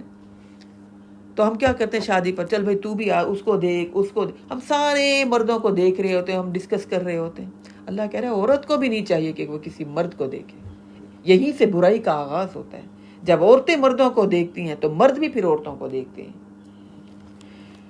تو مومن عورتوں کو چاہیے کہ وہ اپنی نگاہوں کو نیچے رکھیں اور اپنی شرمگاہوں کی حفاظت کیا کریں، اور اپنی زیب و زینت کو ولا یبدین زینتہن، اور اپنی زینت کو ظاہر نہ کریں مگر جو ظاہر ہو۔ ظاہر کیا ہوتا ہے؟ ہمارے ہاتھ اور پاؤں اور ہمارا چہرہ، بس، باقی اس کے علاوہ ہمارا سینہ زیب و زینت میں شامل ہے۔ اس کے اوپر ہم نے دوپٹہ ڈالنا ہے، اس کو ہم نے کور کر کے رکھنا ہے، اس کو تان کے ہم نے مردوں کے سامنے، اپنے باپ کے سامنے، اپنے بھائی، اپنے چچا، اپنے داماد، ہے نا، ان کے سامنے ایسے دوپٹے کے بغیر نہیں کھڑے ہونا۔ کس کے سامنے کھڑے ہونا؟ خاوند کے سامنے، وہاں ضرورت نہیں ہے، وہاں یہ زیب و زینت ظاہر کریں، لیکن اور کسی کے سامنے ظاہر نہیں کر سکتے۔ ان کو کیا چاہیے؟ وَلْيَضْرِبْنَ بِخُمُرِهِنَّ، اپنی اوڑھنیوں کو اپنے سینوں پر ڈالے رکھیں۔ یہ تو پینڈو پنا سمجھا جاتا ہے، بالکل یہاں تک ہو گیا، یقین مانیے گردن تک چپکا دیتی ہے اس کا، اور ابایا پہنا ہوتا ہے، اتنی کچھ شرم آتی ہے، اللہ سینہ تو نظر آ رہا ہے نا۔ اور وہ آج کل یہ ربڑی کپڑے والے ابائے آ گئے، اوئے ہوئے، اس میں تو پورا جسم نظر آ رہا ہوتا ہے۔ کیا فائدہ؟ آپ نے اسلام کو مذاق بنا دیا۔ وہ نہ آنا، وہ نا، وہ کل ہم نے پڑھا تھا کہ بالکل ایک کنارے پر کھڑے ہوئے ہیں، وَمِنَ النَّاسِ مَن يَعْبُدُ اللَّهَ عَلَى حَرْفٍ، ایسے جیسے کنارے پر کھڑے ہو۔ کیا کریں؟ گھر میں سختی ہے، گھر والوں نے سختی کی، عبایا تو پہن لیا، اور ماں باپ بھی نہیں دیکھتے کہ اتنا ٹائٹ پہن کر جا رہی ہیں جس میں سے سینہ نظر آ رہا ہے، مردوں کو دعوت دیتی ہوئی جا رہی ہیں. پھر معاشرے میں مرد درندے بنیں گے کہ نہیں بنیں گے؟ خود ہی تو دعوت دیتی ہوئی جا رہی ہیں. پہنا بھی تو نقاب بھی تو لگایا، تو وہ بھی گردن تک اسکارف پہن لیا، بس باقی آگے نظر آ رہا ہے. پردے کا مقصد ہی یہی ہے، عورت اپنے سینے کو کور کرے. کہتے ہیں آپ کو کیا پتا ہمارے گھروں میں پردے نہیں ہوتے، آپ کے تو چلو گھر میں ہوتے ہیں، ہمارے گھروں میں نہیں ہوتے. اور سینہ تو کور کر سکتی ہیں، یہ تو سب مردوں کو، حیا والے مردوں کو اچھا لگتا ہے. اور عورتوں کو تاڑتے رہیں، لیکن ہر باپ چاہتا ہے میری بیٹی جو ہے اس کو کوئی گندی نظر سے نہ دیکھے، ہے نا. تو پھر اپنے سینوں کو کور کریں. وَلْيَضْرِبْنَ بِخُمُرِهِنَّ، اپنی اوڑھنیاں اپنے سینوں پر ڈالے رکھیں.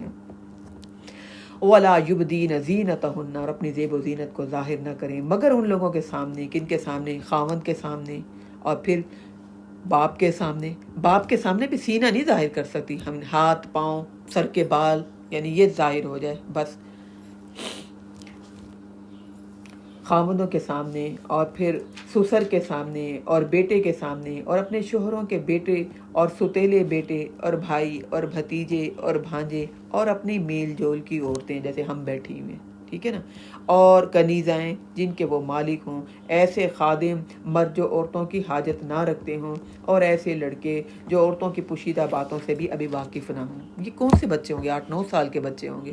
میرے خیال میں 12 سال کے تو بچوں کو ہر بات کا پتہ ہوتا ہے، ان کو پیریڈز بھی ہوتی ہیں، ہے نا، ان کو ہر بات کا، یہ پیڈ یوز کرتی، ایڈ دکھا دکھا کے، گندی چیزیں دکھا دکھا کے ان کو ہر بات کا پتہ ہوتا ہے. اچھا، اور ہم ان کو اپنے سینے سے چپٹا چپٹا کے گلے لگا رہے ہوتے ہیں. نہیں لگانے چاہیے. یہ میرا چچا ہے، یہ میرا بھائی، ہم ان سے یوں کر کے گلے ملتے ہیں. ہمارا کلچر ہے، یہ غلط کلچر ہے. ہاں، لیکن گلے بھی ملتے ہیں بعض خاندانوں میں نا، اس کو برا نہیں سمجھا جاتا. کچھ نہیں تو اپنے بیٹوں سے گلے ملتے ہیں، جبکہ یہ بھی جائز نہیں ہے. سائڈ سے ملیں، سینہ نہیں لگنا چاہیے، یہ اللہ نے حد نافذ کر دی. ہاں بس، ہاں، یعنی اس بات کا تھوڑا سا خیال رکھیں. اسلام نے جو آپ کا سینہ ٹچ نہیں ہونا چاہیے، بس. ہاں، اس بات کا آپ اپنے سینے کو کور رکھیں، اپنے آپ کو. جی تو اسلام یہی تو سکھا رہا ہے، رشتے نہیں کاٹ رہا. کہہ رہے اتنا شرم و حیا میں رہو گے نا، تمہارے گھروں میں برائیاں نہیں آئیں گی، درندے نہیں بنو گے، رشتوں کا تقدس رہے گا، رشتے ایک دوسرے کا خیال رکھنے والے بنیں گے، شیطان تم پہ حملے نہیں کرے گا. بیٹیاں بھائیوں کے سامنے دوپٹوں کے بغیر پھر رہی ہوتی ہیں، تو اللہ کہہ رہے یہ تو غلط بات ہے. اور ایسے لڑکے جو عورتوں کی پوشیدہ باتوں سے واقف نہ ہوں، اور اپنے پاؤں زمین پر مارتے ہوئے نہ چلو، جو زینت انہوں نے چھپا رکھی ہے اس کا لوگوں کو علم ہو. اے ایمان والو، تم سب کے سب اللہ کے حضور توبہ کرو، امید ہے تم کامیاب ہو جاؤ گے. اللہ کہہ رہے جو ہو گیا سو ہو گیا، اب توبہ کر لو. یہ جو ہم بند سور کے فنکشنوں پر پارلروں میں سے تیار ہو کر، مہنگے مہنگے کپڑے پہن کر، بھاری بھاری تیار ہو کر، قیمتی جیولری پہن کر، ٹھیک ہے نا، کتنا گناہ کرتے ہیں ہم. اللہ ہم سب کو بچائے، ہماری نسلوں کو بچائے. آگے اللہ تعالیٰ کہہ رہے ہیں وَأَنْكِحُوا الْأَيَامَ مِنْكُمْ، تم میں سے وہ لوگ جو مجرد ہیں ان کے نکاح کر دو، اور اپنی لونڈی اور غلاموں کے بھی جو نکاح کے قابل ہوں، اگر وہ محتاج ہیں اللہ انہیں اپنی مہربانی سے غنی کر دے گا. اللہ بڑا وسعت والا اور خوب جاننے والا ہے. اللہ کہہ رہے غریب آدمی کا بھی نکاح کرو. ہمارے ہاں کتنی عمریں ہو جاتی ہیں، اب بھی نہیں نکاح ہو سکتا. ابھی تو 4 بہنیں بیٹھی ہیں، اور اس نے معاشرے میں تباہی مچائی ہوتی ہے، کسی عورت کو وہ نہیں چھوڑتا. یقین مانی شادی شدہ بھی ہوتی ہے نا، مجھے اس سے میسج آتے ہیں، 4 بچوں کی ماں، خود بھی شادی شدہ، لیکن تعلقات چل رہے ہیں. اللہ کہہ رہے کسی کو بھی مجرد نہیں رہنا چاہیے. کہتے ہیں پہلے بڑا گھر بنائیں، پہلے زیور تیار کریں، پھر بریاں تیار کریں، پھر جہیز تیار کریں، پھر اتنوں کی شادیاں ہو جائیں تو پھر اس کی باری لگے گی. اللہ کہہ رہے نکاح کر دیا کرو، اور جلدی نکاح کیا کرو. تم میں سے جو لونڈی ہو، غلام، یعنی غریب کا بھی نکاح کرنا ہے. کہتے ہیں لوگ نکاح کرنے کی ان کو سوچیے، گھر میں کچھ ہے ہی نہیں. اللہ کہہ رہے میں ان کو اپنے فضل سے دوں گا. نکاح کرو تاکہ برائی کے چانس ختم ہوں، برائی کے معاملات ختم ہوں، اور جو رزق کی قلت ہے نا آنے والی، جس نے کھانا ہے اللہ کہہ رہے ہیں میں اپنے فضل سے عطا کروں گا، تم اپنی نیت تو صحیح کرو. اور اللہ خوب وسعت والا اور جاننے والا ہے. اور جو لوگ ولیستعفف الذین، جو نکاح کا سامان نہیں پاتے اور پھر انہیں نے بھی زنا سے بچنے کے لیے کیا کرنا ہے، حتیٰ کہ اللہ انہیں اپنے فضل سے غنی کر دے گا. اور تمہارے غلاموں میں سے بھی جو مکاتبت کرنا چاہیں تو اگر تم ان میں بھی بھلائی دیکھو تو ان سے مکاتبت کر لیا کرو. مکاتبت یہ ہوتی ہے کہ کوئی بھی غلام اپنے مالک سے کہے کہ آپ مجھے آزاد کر دیں اور میری آزادی کی جتنی بھی رقم ہوگی نا میں اپنی مرضی سے نکاح کروں، جہاں مرضی رہوں، آپ کو پیسے یعنی قسطوں پر آہستہ آہستہ میں آپ کو دے دوں گا. تو اللہ تعالیٰ کہہ رہے ہیں جو بھی مکاتبت کرنا چاہے تم ان سے مکاتبت کر لیا کرو. اور اللہ کے مال سے جو اس نے تمہیں دیا ہے انہیں بھی دو. اور تمہاری لونڈیاں اگر پاک دامن رہنا چاہتی ہیں تو انہیں اپنی دنیاوی فائدوں کی خاطر بدکاری پر مجبور نہ کرو. اڈے نہ بنا لو کہ بھئی عورتوں کو جو ہے نا مخصوص کر لو کہ ہم اپنے گھر میں رکھا ہوا نہیں ہے، تمہیں کھلا پلا نہیں رہی. یعنی بعض ممالک کے لوگ عورتوں کو پکڑ کر لے جاتے ہیں بدکاری کے لیے. اللہ کہہ رہے ہیں مجبور نہ کرو عورتوں کو. اللہ نے جو تمہیں رزق دیا ہے، اور جو کوئی انہیں مجبور کرے گا اور ان پر جبر کے بعد ان سے برائی کے یہ کام کروائے گا، بے شک اللہ بخش دینے والا ہے اور رحم کرنے والا ہے. اللہ ان عورتوں کو تو معاف کر دے گا جو جبرن ان سے یہ کام کروائے گا. ہم نے تمہاری طرف اللہ کہہ رہے ہیں واضح احکام بتلا دیے. آیات مبینات ومثلا من الذین خلو من قبلکم، اللہ نے واضح آیات نازل کر دی، ان لوگوں کی مثالیں بھی اور جو تم سے پہلے گزر چکی. اور یہ سب آیات اللہ تعالیٰ کے لیے جو نصیحتیں ہیں ان کو کون قبول کرتا ہے؟ جو متقی لوگ ہیں، جو اللہ سے ڈرنے والے ہیں. جو اللہ سے ڈرنے والے نہیں وہ تو پھر یہ برائیاں کرتے رہتے ہیں، ان کی عادت بن جاتی ہے. تو یہاں تک یہ بات اللہ نے ختم کر دی. یہاں تک اللہ تعالیٰ نے بڑے بڑے مسائل، بڑی بڑی ذمہ داریاں، بڑی ہماری تربیت کی، بہت ہماری رہنمائی کی. اللہ کہہ رہا ہے اچھا لباس پہنو، اچھا کھاؤ پیو، اچھا بنو سنورو، لیکن حدود کے اندر. تمہارا بننا سنورنا تیار ہونا یہ معاشرے میں برائی نہ پھیلائے. مردوں کو اپنی بیویاں نہیں اچھی لگ رہی ہوتی، اور بیویاں اچھی لگ رہی ہوتی، اوروں کی بیویاں. اپنے کہتے ہیں اپنے بچے اچھے لگتے ہیں، بیویاں تو دوسروں کی اچھی لگتی ہیں، ہے نا؟ حقیقت ہے نا. وہ کہتے ہیں ہاں، وہ کہتے ہیں اپنی بیوی تو اچھی لگتی نہیں ہے، سالی بہت اچھی لگتی ہے. اچھا، اور بیویوں کا بھی قصور ہے. جب میاں گھر آتے وہ لہسن پیاز کی بدبو آ رہی ہے نا، وہ میلی چکٹ ہے، وہ میلے پرانے. جب کہیں جانا ہے تعریف نہ کرے تو تعریف نہ کر. نہیں میری بات سنیں، اگر عورت مرد تعریف نہیں، دیکھیں نا، اگر مرد تعریف نہیں بھی کرتا وہ تو برائی نہیں پھیلا رہی نا، وہ تو اپنے میاں کے لیے تیار ہوئی نا. آپ اچھا سوٹ پہنے سب سے پہلے اپنے میاں کو دکھائیں، آپ تیار ہو اپنے میاں کو دکھائیں، یہ نیکی ہے نا. میاں نہیں تعریف کرتا، کنجوس ہے، کڑوس ہے، بخیل ہے، اس معاملے میں کوئی بات نہیں. آپ تو پہل کر رہے ہیں نا کہ میاں کی توجہ میری طرف رہے، آپ تو تیار ہو رہے ہیں، آپ کو تو اجر مل گیا نا. آپ کو اس تیار ہونے پر کسی بھی دیور کی، جیٹ کی، کسی کزن کی نظر پڑی اور آپ اس کو اچھی لگ گئیں، آپ کو تو گناہ میں شمولیت ہو گئی نا. دیکھیے ساری عورتیں ایسی نہیں کہ ان کے تیار ہونے کا مقصد بری نیت ہوتی ہے، ان کی تو نیتیں صاف ہوتی ہیں. لیکن اگر وہ پردہ نہیں کرتی، اپنے آپ کو چھپاتی نہیں، تو جتنے راستے سے وہ گزرتی ہے سب مردوں کو دعوت دیتی بھی جاتی ہے. اور جو مرد اس کو دیکھتا ہے گندی نگاہ سے، اس کے حصے میں گناہ آتا ہے. اور جو خوشبو لگا کر، جو میک اپ کر کے جو باہر نکلتی ہیں، نبی اکرم صلی اللہ علیہ وسلم نے فرمایا اسے چاہیے کہ وہ گھر آ کر غسل زنا کرے. کتنے سخت احکام ہیں. اللہ کہہ رہے یہ باتیں اس کو سمجھ آئیں گی جو اللہ سے ڈرتا ہے، ورنہ اوپر سے گزر جائیں گے. کیا بوجھ ہے، کیا مصیبت ہے، کیا پابندیاں، چھوڑو. نئی باتیں نہیں ہیں. جو ان پابندیوں کو اختیار کرے گا کچھ بھی نہیں کرنے پڑے گا، اجر لکھتا چلے جائیں گے اللہ تعالیٰ، ہے نا. نہیں بننا سنورنا سب کے سامنے، نہیں سب کے سامنے آنا، شرم و حیا کے اندر رہنا، اپنے آپ کو کور کر لینا. تھوڑا سا تو اپنے چہرے کو ماسک سے کور کر لیں، کیا فرق پڑتا ہے؟ اللہ آپ کے کھاتے میں نیکیاں لکھنے شروع کر دیں گے کہ اس نے تو اپنی حصہ ڈالا کہ میری وجہ سے معاشرے میں برائی نہ پھیلے. کوئی مرد مجھے گندی نظر سے نہ دیکھے، مجھے اس نے دیکھا. دیکھیے ابھی آگے اور بھی شاید احکام آئے کہ آئیں گے کہ ہم جب باہر نکلتے ہیں کپڑے پریس کر کے تو پہن کے نکلتے ہیں، منہ ہاتھ دھو کے تو نکلتے ہیں، اور اس کے علاوہ بالوں پہ ہم کلر تو کرتے ہیں. یہ بننا سنورنا نہیں ہے، اسی میں شام. بھائی ہم کبھی کریز والے کپڑے پہن کر نکلتے ہیں، ہم کہتے ہیں اچھے نہیں لگتے، برے لگتے ہیں. کنگا کر کے نکلیں گے، منہ ہاتھ دھو کے نکلیں، اب تیار ہو گیا، بن سنور گئے. آپ اچھے اب لگ رہے ہیں نا، آپ نے اہتمام تو کیا، ابھی اہتمام کرنے کے بعد اب آپ نے ہلکا سا اگر اپنے آپ چہرے کو یوں کر دیں کیا ہو جائے گا؟ میں کہتی ہوں مرد کبھی نہیں آپ کا دوپٹہ کھینچیں گے، کبھی نہیں نوچتے. یہ ہمارے ذہن میں خود ہی یہ باتیں ہوتی ہیں، ڈر اور خوف. پتہ نہیں کیسے لگے گا مردوں کو، کچھ بھی نہیں.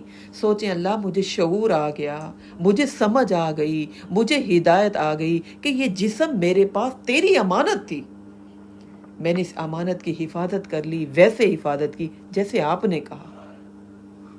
نہ پہنے پاؤں تک آپ کے عبایاں ہوں، نہ پہنے اتنی لمبی چادریں، لیکن اتنی تو پہن لے کہ جس سے آپ کے کولے، آپ کا پیٹ، آپ کا جسم، آپ کا سینہ کور رہے، مرد نہ دیکھیں آپ کو، کسی مرد کی نظر نہ پڑے. آپ برائیوں سے بچ گئے، آپ گناہ سے بچ گئے. اگر کسی کی نظر پڑ رہی ہے، آپ کے نام اعمال میں گناہ لکھے جا رہے ہیں. آگے اللہ تعالیٰ کہہ رہے ہیں، یہ میرے خیال سے آگے ایک اور تھوڑا سا اور بھی آگے اس کے بارے میں حکم آئے گا. آگے اللہ تعالیٰ ہمیں ایک بہت پیاری مثال سے سمجھا رہے ہیں. دیکھو، اللہ نور السماوات والارض، اللہ کا نور آسمانوں و زمین میں ہے. اللہ کی روشنی، نور سے مراد یہاں پر روشنی، اللہ کی ہدایت کا نور زمین و آسمان میں پھیلا ہوا ہے. ٹھیک ہے. مثل نورہ کمشکات، اس کی نور کی مثال ایسے ہے جیسے کہ ایک تاگ ہو. یہاں پر جو ہے ایک تاگ سے مراد یوں سمجھیے جیسے مومن ہدایت پر ہو، مومن کا دل سینہ کھل جائے ہدایت کے لیے، ایک تاکچہ ہو، اور پھر اس میں کیا ہے، فیہا مصباح، اس میں ایمان بھی ہو، اس میں اللہ کا ڈر خوف ہو کہ اللہ مجھے دیکھ رہا ہے. اور پھر وہ چراغ فانوس میں رکھا ہوا، وہ چراغ شیشوں والی جگہ پر رکھا ہوا ہو. الزجاجۃ کأنہا کوکب، اور وہ فانوس ایسا شفاف ہو، ایسا چمکتا ہو جیسا کہ ستارہ اور چراغ. اور پھر زیتون کا مبارک درخت سے اس سے روشنی کی جائے اس میں، اور اس میں زیتون کا تیل ڈالا جائے، اور اس کی ایسی حفاظت کی جائے اس درخت کی، یعنی زیتون کے درخت کی، جو نہ مشرق میں ہوتا ہے نہ مغرب میں ہوتا ہے، اور اس کے تیل کو آگ نہ بھی چھوئے تو بھی اللہ تعالیٰ کہتا ہے کہ وہ ایسا لگتا ہے کہ جلدی سے اس کو آگ لگ جائے گی. مثال اللہ تعالیٰ نے ایسے دی جیسے کہ ایک تاکچہ ہے، ٹھیک ہے نا، جیسے وہ پہلے دیے رکھتے تھے نا، ہے نا، وہ تاکچہ ہو، اور وہ تاکچہ ایک خوبصورت سے فانوس کے اندر رکھا ہو، اور فانوس کے اندر شیشے ہوں، ٹھیک ہے، اور شیشے بھی چمک رہے ہو، بہت زیادہ لائٹ پڑ رہی ہے بہت زیادہ. اور اس جو تاکچہ رکھا تھا اس کے اندر بہت بہترین آئل ڈالا جائے، گندا مٹی کا تیل نہیں، زیتون کا تیل. اور زیتون کا درخت ایسا ہو کہ جس کی حفاظت کی ہو کہ نہ اس پر دھوپ پڑے، نہ مشرق سے نہ مغرب سے. ایسا بہترین جب زیتون ہوگا تو اس میں سے تیل کتنا عمدہ نکلے گا. اگر وہ عمدہ تیل جب اس کے اندر ڈالا جائے گا، اللہ تعالیٰ کہہ رہے ہیں چراغ کو جلانے کے لیے آگ نہ بھی جلائیں تو اس شیشوں سے ایسے لگے گا جیسے اس میں سے آگ نکل رہی ہے. تو یہاں اللہ تعالیٰ نے مثال دی کہ جس کو اللہ ہدایت دے، جب اس کے دل میں نور آ جائے ہدایت کی، تو ایسے مومن کا دل ایسا ہوتا ہے جب اسے خیر کی بات ملتی ہے وہ فوراً اس پر عمل کر لیتا ہے. وہ سوچتا نہیں ہے کہ لوگ کیا سوچیں گے، برا لگے گا، اچھا لگے گا. وہ کہتا ہے میرا اس میں بھلا ہے، میری اس میں خیر خواہی ہے، میرے نفع کی بات ہے. وہ فوراً چل پڑتا ہے، وہ روشن ہو جاتا ہے، وہ عمل کر لیتا ہے. کوئی ضرورت نہیں ہے کہ کئی سال لگیں، اتنا عرصہ گزرے، بڑھاپا آئے تو پھر عمل کریں گے. اللہ کہہ رہا ہے جیسے اس آگ کو آگ جلانے کی ضرورت نہیں، ویسے ہی وہ آگ چمکے، وہ دیا چمکے گا. ایسے مومن کا دل جس کے اندر ہدایت ہو، جس کے اندر قرآن کی تعلیم، جس کے اندر جذبہ اور اخلاص ہو، وہ فوراً ہدایت کی بات کو قبول کر لیتا ہے. وہ سوچتا نہیں بھلا ہے نہیں ہے، لوگوں سے ڈرے گا نہیں. وہ کہے گا مجھے سمجھ آ گئی، میں نے اللہ کی بات ماننی ہی ماننی ہے. یہدی اللہ لنورہ من یشاء، اللہ کہہ رہے ہیں اللہ اپنے نور کی طرف جسے چاہتا ہے رہنمائی کرتا ہے. یعنی یہ ہدایت کی بات جس کو چاہتا ہے سمجھ آتی ہے، ورنہ نہیں سمجھ آتی، انسان بہانے بناتا رہتا ہے. اور اللہ تمہارے سامنے، لوگوں کے سامنے یہ مثالیں بیان کرتا ہے. اللہ ہر چیز کو خوب جانتا ہے. ان گھروں میں جن کے متعلق اللہ نے حکم دیا کہ ان میں اللہ کا نام بلند ہو اور اس کا ذکر ہو، اس میں صبح شام اللہ کی تسبیح بیان کرتے رہا کرو. جنہیں اللہ کا ذکر، رجال اللہ تلہیہم تجارت ولا بیع عن ذکر اللہ، اللہ کا ذکر اور نماز کو قائم کرنے اور زکوٰۃ دینے سے نہ تجارت تمہیں غافل کرے اور نہ خرید و فروخت. اور وہ اس دن سے ڈرتے رہتے ہیں جس میں دل اور آنکھیں الٹ پلٹ ہو جائیں گی. اللہ کہہ رہا ہے یہ کام کرنا ان کے لیے آسان ہے جو بزنس سے اور خرید و سے ڈرتے نہیں، نماز کو قائم کرتے ہیں، زکوٰۃ سے ڈرتے ہیں، اور انہیں پتہ ہے کہ ایک دن آئے گا جو قیامت کا دن بڑا ہولناک ہوگا۔ اور پھر اللہ کہہ رہے ہیں ہم انہیں بدلہ دیں گے اگر ان کو مشکل ہوگی نا ان باتوں پر عمل کرنے میں، اللہ کہہ رہے ہیں ہم ان کو بہترین ان کے ان عمل کا بدلہ دیں گے اور انہیں اپنے فضل سے اور بھی زیادہ دیں گے۔ بڑی مشکل، بعض لوگوں کو کسی حکم پر عمل کرنے میں بڑی مشکلات کا سامنا کرنا پڑتا ہے، اور بعض کے لیے ماحول بڑا آسان ہو جاتا ہے۔ اللہ کہہ رہے ہیں ہم ان کے لیے اپنے فضل سے رزق بھی دیں گے، اللہ جسے چاہتا ہے بغیر حساب کے رزق دیتا ہے۔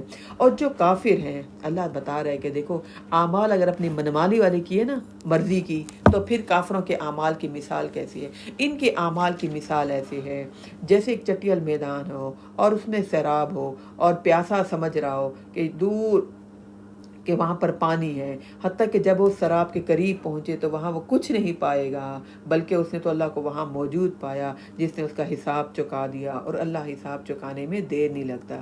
اللہ کہہ رہا ہے اپنی منمانی والے عمل کرو گے نا، یہ کام اچھا لگتا ہے یہ کر لیا، یہ کام مشکل ہے بھائی، ہم معاشرے کے سامنے نہیں کھڑے ہو سکتے، ہم اپنی نفسوں کی قربانیاں نہیں دے سکتے۔ اللہ کہہ رہے جو اپنی مرضی سے منمانی والے عمل کریں، سب کر رہے ہیں ہم کر لیں، اور جو مشکل ہے اس کو چھوڑ دیں۔ ان کی مثال ایسے ہے جیسے کسی کو یعنی کافر کو دور لگے پانی ہے نا، اکثر ہمیں لگتا ہے نا دور والی جگہ پر پانی لگتا ہے، جب قریب پہنچے تو پتہ چلتا ہے پانی تو ہے ہی نہیں۔ اللہ کہہ رہے وہ عمل کرتے رہیں گے، صدقہ خیرات کر لیا، کبھی روزے رکھ لیے، کبھی نماز پڑھ لی، اور جو مشکل احکام ہیں ان کو چھوڑ دیا۔ اللہ کہہ رہے ان کو قیامت والے دن اپنے اعمال ایسے سیراب کی طرح لگیں گے، سب اعمال اللہ اڑا دے گا۔ یہ بڑا خطرناک معاملہ ہے۔ او کظلمات فی بحر اللجی، یہ جیسے گہرے سمندر میں اندھیرے ہوں، جیسے موج نے ڈھانپ لیا ہوں، اور پھر اس کے اوپر اور موج ہو، اور اس کے اوپر بادل بھی ہوں، ایک تاریکی پر ایک اور تاریکی چڑھی ہو۔ اگر کوئی شخص اپنا ہاتھ نکالے تو اسے دیکھ نہیں پائے گا، یعنی کوئی بھی شخص سمندر کا اندھیرا، پھر اس کے علاوہ ویسے اندھیرا، پھر بادلوں کا اندھیرا، اندھیروں پر اندھیرا، کوئی اپنا ہاتھ نکالے تو اس کو ہاتھ نظر اس اندھیرے میں نہیں نظر آئے گا۔ جسے اللہ روشنی نہ عطا کرے اس کو لیے کہیں سے بھی روشنی نہیں ملے گی۔ یعنی اللہ کہہ رہے جو اللہ سے ہدایت لینا نہ چاہے نا، تو وہ جتنا مرضی ڈاکٹر ہو، انجینئر ہو، فلاسفر ہو، وکیل ہو، اسے پھر دین کی باتوں کی سمجھ نہیں آتی۔ اصل بات یہ کہ جو اللہ سے ہدایت لے گا نا، پھر اسے دین کی ہر بات اچھی لگے گی، پھر اس کے لیے اندھیروں والا معاملہ نہیں ہوگا۔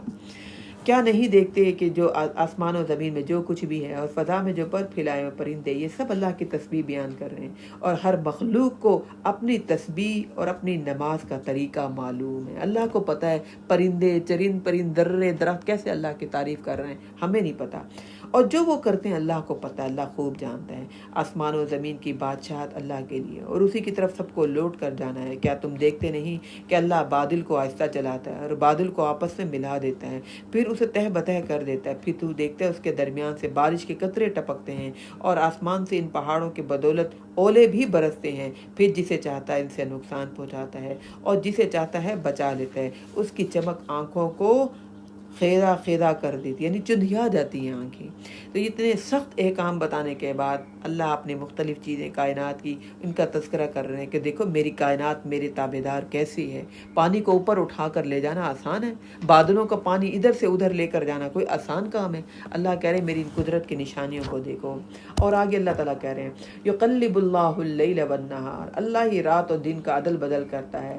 بے شک اس بات میں عقل مندوں کے لیے بہت سی عبرت ہیں، بہت سی نشانیاں ہیں، اور اللہ ہی ہے جو ہر چلنے والے جاندار کو پانی، اللہ نے ہی ہر چلنے والے جاندار کو پانی سے پیدا کیا۔ ان میں سے کچھ تو ایسے ہیں جو اپنے پیٹ کے بل چلتے ہیں، کچھ کیڑے مکوڑے ایسے ہیں جو پیٹ کے بل چلتے ہیں، اور کچھ ایسے ہیں جو پاؤں پر، اور کچھ چار پاؤں پر، اور جو کچھ وہ اللہ چاہتا ہے پیدا کرتا ہے، اور یقیناً سب کچھ اللہ اس بات پر قادر ہے، کرنے پیدا کرنے پر قادر ہے۔ اللہ کی مخلوق کی کتنی زیادہ ورائٹی ہے۔ اچھا اب تو اسکرین سے ایسے ایسے مچھلیاں اور کیڑے مکوڑے اور ایسی چیزیں نظر آتی ہیں جو ہم نے پہلے دیکھی نہیں ہوتی اللہ کی مخلوق۔ اللہ کہہ رہے میری مخلوق کی بہت زیادہ ورائٹی ہے۔ ہم نے صاف صاف حقیقت بتلانے کے لیے آیات بتا دی اور صراط مستقیم کی طرف رہنمائی کی، تو اللہ جسے چاہتا ہے ہدایت کی طرف رہنمائی کرتا ہے۔ یہ منافق کہتے ہیں ہم اللہ پر اور اس کے رسول پر ایمان لائے اور ہم نے اطاعت قبول کی، پھر اس کے بعد ان میں سے ایک فریق منہ پھیر لیتا ہے، وما اولئک بالمؤمنین، اور اللہ کہہ رہے یہ ایمان والے نہیں۔ یہ بھی بڑا خطرناک، اللہ جتنا بھی منافقوں کا تذکرہ کرتا ہے نا، یقین مانیے ہمیں اپنے آپ کو چیک کرنا ہے، ہمارے اندر تو یہ برائیاں نہیں ہیں، اللہ نے بار بار منافقوں کا تذکرہ کیا کہ منہ سے تو کہتے ہیں ہم نے بات مانی، اور جب عمل کا ٹائم آتا ہے تو اللہ کہہ رہا ہے پیچھے ہٹ جاتے ہیں۔ اور جب انہیں اللہ اور اس کے رسول کی طرف بلایا جاتا ہے تاکہ رسول ان کے درمیان فیصلہ کرے تو ان میں سے کچھ اعراض کرتے ہیں، اور اگر حق کی بات ان کے موافقت کرے تو پھر بڑے مطیع فرما بردار ہو کر آتے ہیں۔ کیا ان کے دلوں میں نفاق کا مرض ہے یا یہ شک میں پڑے ہوئے ہیں، اور وہ اس بات سے ڈرتے ہیں کہ اللہ اور اس کا رسول ان کی حق تلفی کر دیں، بلکہ یہ تو خود ہی ظالم ہیں۔ مومنوں کی تو بات ہی یہ ہے کہ جب انہیں اللہ اور اس کے رسول کی طرف بلایا جائے تاکہ وہ ان کے درمیان فیصلہ کرے تو کہتے ہیں ہم نے سنا، ہم نے بات مان لی۔ اللہ کہہ رہا ہے ایسے لوگ کامیاب ہونے والے ہیں جو اللہ اور اس کے رسول کی اطاعت کرے، اللہ سے ڈرے اور اس کے نافرمانی سے بچتا رہے، یہ کامیاب ہونے والے لوگ ہیں۔ خود اللہ کی پختہ قسمیں کھا کر کہتے ہیں اگر آپ انہیں حکم دیں تو یہ ضرور بھی ضرور جہاد پر نکلیں گے۔ جب آپ ان سے کہیں کہ قسمیں نہ کھاؤ، دستور کے مطابق بات مانو اور جو تم کرتے ہو اللہ اس سے باخبر ہے، تو کہتے ہیں اللہ کی اطاعت کرو۔ آپ ان سے کہیے اللہ کی بات مانو اور رسول کی بات مانو، پھر اگر تم اس کی بات نہیں مانو گے تو رسول کے ذمے تو وہی ہے جس کا وہ مکلف ہے اور تمہارے ذمے وہ جس کے تم مکلف ہو۔ یعنی تم سے تمہارا حساب ہوگا، رسول سے اسی کا حساب ہونا ہے، رسول سے تمہارے بارے میں کچھ نہیں پوچھا جائے گا۔ اور اگر تم رسول کی اطاعت کرو گے تو ہدایت پاؤ گے، اور رسول کے ذمے تو صرف یہ ہے پیغام پہنچانا۔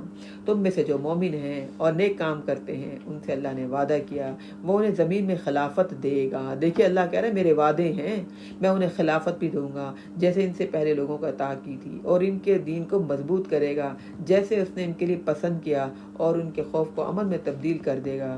پس وہ میری عبادت کریں اور میرے ساتھ ان کو چاہیے کسی کو شریک نہ کریں، اور جو اس کے بعد کفر کرے تو ایسے لوگ فاسق ہیں۔ انہیں چاہیے کہ نماز قائم کریں، زکوٰۃ ادا کریں، رسول کی اطاعت کریں، اور پھر توقع کریں کہ اللہ ان پر رحم کرے گا۔ اب کافروں کے متعلق آپ کافروں کے متعلق جو یہ خیال نہ کیجیے کہ زمین میں اللہ کو عاجز کر دینے والے ہیں، ان کا تو ٹھکانہ جہنم ہے اور وہ بہت برا ٹھکانہ ہے۔ اے ایمان والو، تمہارے غلاموں ان لڑکوں سے جو ابھی حد بلوغت کو نہ پہنچے ہوں لازم ہے کہ دن میں 3 بار اجازت لے کر گھروں میں داخل ہوں، اور صلاۃ الفجر سے پہلے اور ظہر کے وقت جب تم کپڑے اتارتے ہو، اور عشاء کی نماز کے بعد بھی۔ یہ 3 اوقات اللہ نے پردے کے کہے ہیں۔ ان اوقات کے علاوہ دوسرے وقتوں میں ان کو بلا اجازت آنے جانے کی اجازت نہ دو، اور اگر آنے جانے پر یعنی ان 3 اوقات کے علاوہ آنے جانے میں نہ ان پر کچھ گناہ ہے اور نہ تم پر۔ طوافون علیکم بعضکم علی بعض، تم ایک دوسرے کے پاس پھر بار بار آ سکتے ہو۔ اسی طرح اللہ تعالیٰ تمہارے سامنے اپنی آیات کو بیان کرتا ہے، اور اللہ خوب جاننے والا اور حکمت والا ہے۔ یہ گھر کے اندر کے آداب بتائے جا رہے ہیں کہ گھر کے اندر کسی کے بھی کمرے میں جانا ہے تو 3 اوقات میں اجازت لے کر جانا ہے۔ تو اجازت کون لیں گے؟ اپنے گھر کے بچے، ٹھیک ہے نا، ان کے لیے پردہ ہے کہ انہوں نے 3 ٹائم میں اجازت لے کر آنا ہے۔ پیرنٹس کی کچھ نہ کچھ پرائیویسی والے ٹائم ہوتے ہیں، تو اللہ کہہ رہے اس کے علاوہ اور ٹائم میں جیسے مرضی ہو چلے جائیں۔ اور جب لڑکے سن بلوغت کو پہنچے تو وہ بھی اس طرح کی اجازت لیا کریں جیسے کہ ان سے پہلے ان کے بڑے اجازت لیتے رہیں۔ اسی طرح اللہ تعالیٰ تمہارے سامنے احکام کو کھول کر بیان کرتا ہے، اور اللہ سب کچھ جاننے والا اور خوب حکمت والا ہے۔ ایسے اللہ تعالیٰ نے بیکار کی پابندیاں نہیں لگا دی، اللہ حکمت والا ہے۔ اور جو عورتیں جوانی سے بالقواعد من النساء اللاتی، اور جو جوان عورتیں بیٹھی رہیں اور نکاح کی توقع نہ رکھتی ہوں، اور اگر وہ چادریں اتار کر یعنی سر ننگا کر لیا کریں تو ان پر کچھ بھی گناہ نہیں، بشرطے کہ غیر متبرجات بزینہ، بشرطے کہ زیب و زینت کی نمائش نہ کرنے والی ہوں۔ یعنی بزرگ عورتیں جن کو نکاح کی اب گنجائش نہیں تو وہ اگر باہر نکلیں تو ان کو تو خود سنبھالنا پڑتا ہے، ٹھیک ہے نا۔ جو خود اپنے آپ کو سنبھال لیتی ہیں، بناؤ سگھار کر سکتی ہیں، تو ان کو تو کور کر کے جانا چاہیے۔ لیکن وہ عورتیں جو بوڑھی ہو چکی ہیں، نکاح کی امید نہیں رکھتی، اللہ نے ان کے لیے آسانی پیدا کر دی کہ وہ اپنی چادریں اگر اتار دیں، ٹھیک ہے، اور وہ اپنے آپ کو کور نہ کریں۔ 60 سال تک آتا ہے؟ نہیں، غیر متبرجات بزینہ، زیب و زینت کا اظہار نہ کرنے والی ہو، بس۔ میں نے آپ کو بتایا جس خاتون کو اس بات کا شعور ہے میں کپڑے پریس کر کے پہن کے جاؤں، میرے پاس پرس بھی ہو، میری جوتی میچنگ کی ہو، میرے بال ڈائی ہوں، میں ہاتھ منہ دھو کر چلوں، تو وہ تو لے کر جائے، اس کو تو لے کر جانا چاہیے، کیونکہ اللہ تعالیٰ آگے کہہ رہے ہیں وَأَن يَسْتَعْفِفْنَ خَيْرٌ لَهُنَّ، اگر وہ چادر اتارنے سے پرہیز کر لے تو بہتر ہے، نہ اتارے، کیونکہ معاشرے میں برائیاں اتنی پھیلی ہوئی ہیں۔ وہ वो तो चादर तो है ना। अच्छा, अब उल्ट मामला हो गया, बड़ी औरतों ने चादरें पहनी होती हैं, यंग नस्ल के दुपट्टे भी नहीं होते, वो अपनी आदत से चल रही हैं।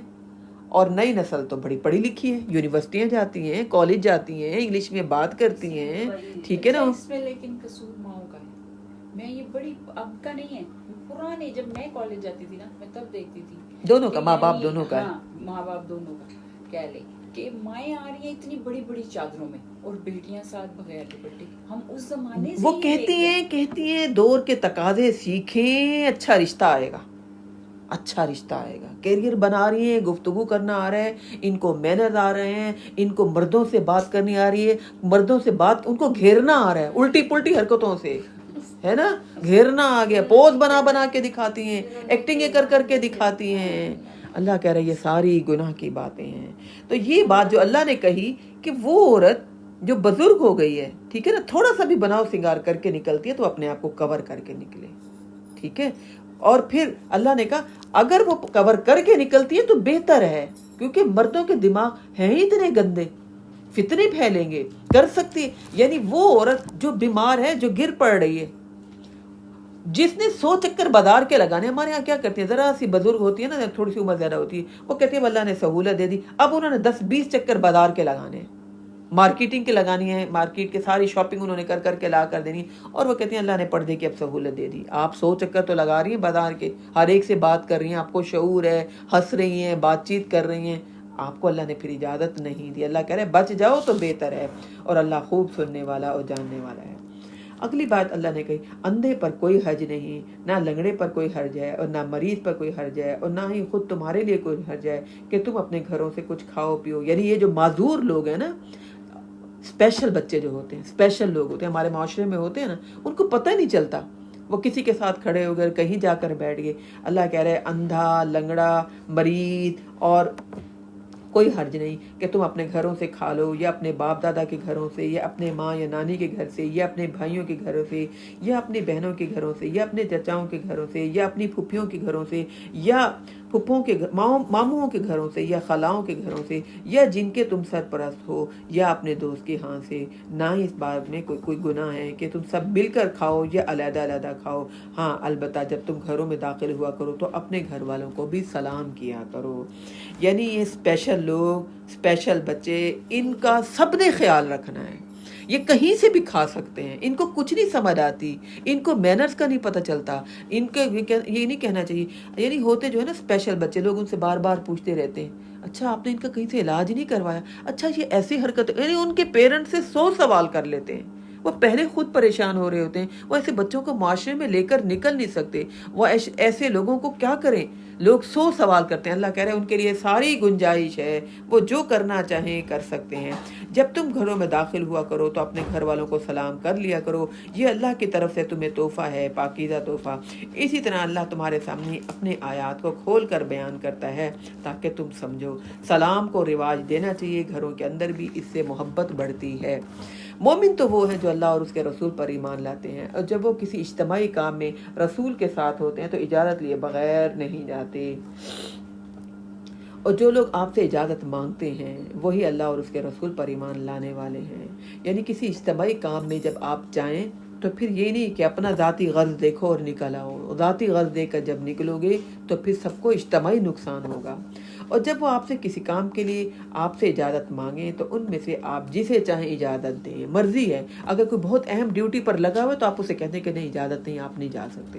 तो नबी अकरम सल्लल्लाहु अलैहि वसल्लम के ज़रिए तरबियत की जा रही है कि इज्तिमाई काम में ज़ाती फ़ायदे को मद्देनज़र नहीं रखना। आपका एक बंदे का नुकसान होगा ना। आपको इज्तिमाई ड्यूटी दी गई, आप गार्ड हैं, आपने सबको खाना पेश करना है, ये सबका ख्याल रखना है। आप कहें कि भाई मुझे भूख लग रही है, मैंने जाकर करना है ये काम, या खाना पीना है, या मुझे बहुत सख्त नींद आ रही है, तो इजाज़त लें, उसकी जगह किसी और की ड्यूटी लगाएंगे। और अगर ऐसा नहीं कर सकते तो फिर नबी अकरम सल्लल्लाहु अलैहि वसल्लम से कहा जा रहा है कि आपके पास फिर इख्तियार है, आपका दिल चाहे तो इजाज़त दे। यानी फिर बड़ा लीडर जो है फिर वो देखेगा कि इसको भेजना मुनासिब है या नहीं। और आप इनके लिए अल्लाह से बख्शिश तलब करते रहिए, बेशक अल्लाह बख्शने वाला और रहम करने वाला है। मुसलमानों, रसूल के बुलाने को ऐसा ना समझो जैसे तुम आपस में एक दूसरे को बुलाते हो। अल्लाह ताला उन लोगों को खूब जानता है जो तुम में से चुपके चुपके खिसक जाते हैं, यानी बताए बगैर। लिहाजा जो लोग रसूल के हुक्म की मुखालफत करते हैं उन्हें इस बात से डरना चाहिए कि वो किसी मुसीबत में ना मुब्तला हो जाएं या उन्हें कोई दर्दनाक अजाब ना पहुंच जाए। याद रखो जो कुछ आसमान और ज़मीन में है सब अल्लाह का है। ये बार बार आयत आती है कि नहीं आती? तुम्हारा कुछ नहीं है, तुम्हारे अपने सिर्फ अमाल ही हैं, वो तुम कर लो। और फिर देखो क़द यअलमु मा अंतुम अलैहि, तुम जिस रवर तरीके पर भी हो अल्लाह उसे जानता है। और जिस दिन लोग उसकी तरफ लौटाए जाएंगे वो उन्हें बताएगा कि वो क्या करते थे। अल्लाह हर बात को खूब जानता है। तो सूरत नूर ख़त्म हो गई इस बात पर कि अल्लाह तुम्हारे आमाल को खूब जानता है, अल्लाह को धोखा नहीं दे सकते। अगली सूरत शुरू हो रही सूरतुल फुरक़ान। बाबरकत है वो ज़ात जिसने उतारे अपने बंदे पर ये फ़ुरक़ान यानी कुरान मजीद, ताकि तब आप इसके ज़रिए तमाम जहान वालों को डराने वाले हो जाएं।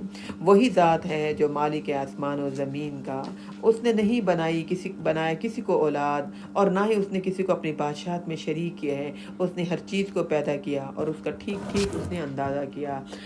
और लोगों ने अल्लाह के सिवा कोई और इलाह बना लिए जो कोई और ला यख़्लुक़ून शैअन व हुम युख़्लक़ून, जो भी कोई चीज़ उसने पैदा की वो उसी ने पैदा की और नहीं पैदा कर सकते कुछ भी, और वो तो खुद पैदा किए गए हैं और ना ही अपने नफ़े नुकसान के कुछ मालिक हैं और ना ही किसी को मारने या ज़िंदे करने पर इन्हें इख्तियार है। काफ़ी लोग कहते हैं ये कुरान तो महज झूठ है जिसे इन्होंने खुद बना डाला और कुछ दूसरे लोगों ने इस काम में उसकी मदद की। कितना बड़ा झूठ और जुल्म है जो ये खुद इसको घड़ लेते हैं। और फिर ये भी कहते हैं कि ये तो पहले लोगों के किस्से हैं जिन्हें इसने नकल कर लिया, सो ये दास्तानें हैं सुबह शाम इसकी पढ़कर सुनाई जाती हैं। आप इनसे कहिए कुरान को उस ज़ात ने नाजिल किया जो आसमान और ज़मीन के तमाम राज को जानता है और वो बख्शने वाला और रहम करने वाला है।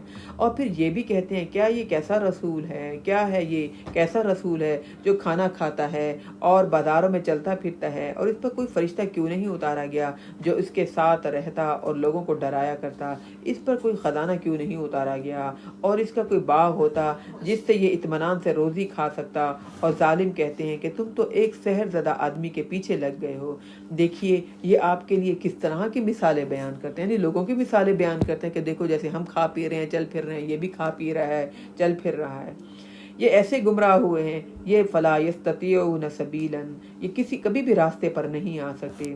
बड़ी ही बरकत वाली वो ज़ात है, वो चाहे तो आपको इन चीज़ों से भी बेहतर चीज़ें दे सकता है। यानी ये जो कह रहे हैं कि भाई बाग हो फरिश्ता हो, अगर अल्लाह चाहे तो इससे भी बेहतर दे सकता है। कई बाग जिनमें नहरें जारी हों और कई महल भी दे सकता है। लेकिन बात ये नहीं, बल्कि ये लोग तो दरअसल क़यामत को झुटला रहे हैं। और जो क़यामत को झुटलाए, अल्लाह कह रहे हैं फिर हमने उसके लिए वो ठिकाना तैयार कर रखा है। और जब वो दूर से उन्हें देखेंगे अपने शिकार को, जब वो देखेगी जहन्नुम, तो वो जोश व खरोश से आवाज़ें निकालेंगी और वो खुद ही सुन लेंगे। और जब वो उसमें वइज़ा उल्क़ू मिन्हा मकानन ज़य्यक़न मुक़र्रनीना, और जब वो डाले जाएंगे उस जगह में तो वो जगह क्या होगी, ज़य्यक़न तंग होगी, मुक़र्रनीना और उसमें जकड़े हुए होंगे।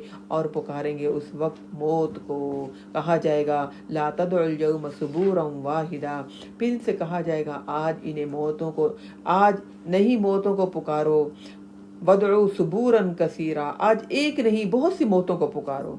और उनसे कहा जाएगा ये अंजाम अच्छा है, और अज़ालिका खैरुन, क्या ये अंजाम अच्छा है, ये दायमी जन्नत जिसका अल्लाह ने मुत्तकी लोगों से वादा किया था।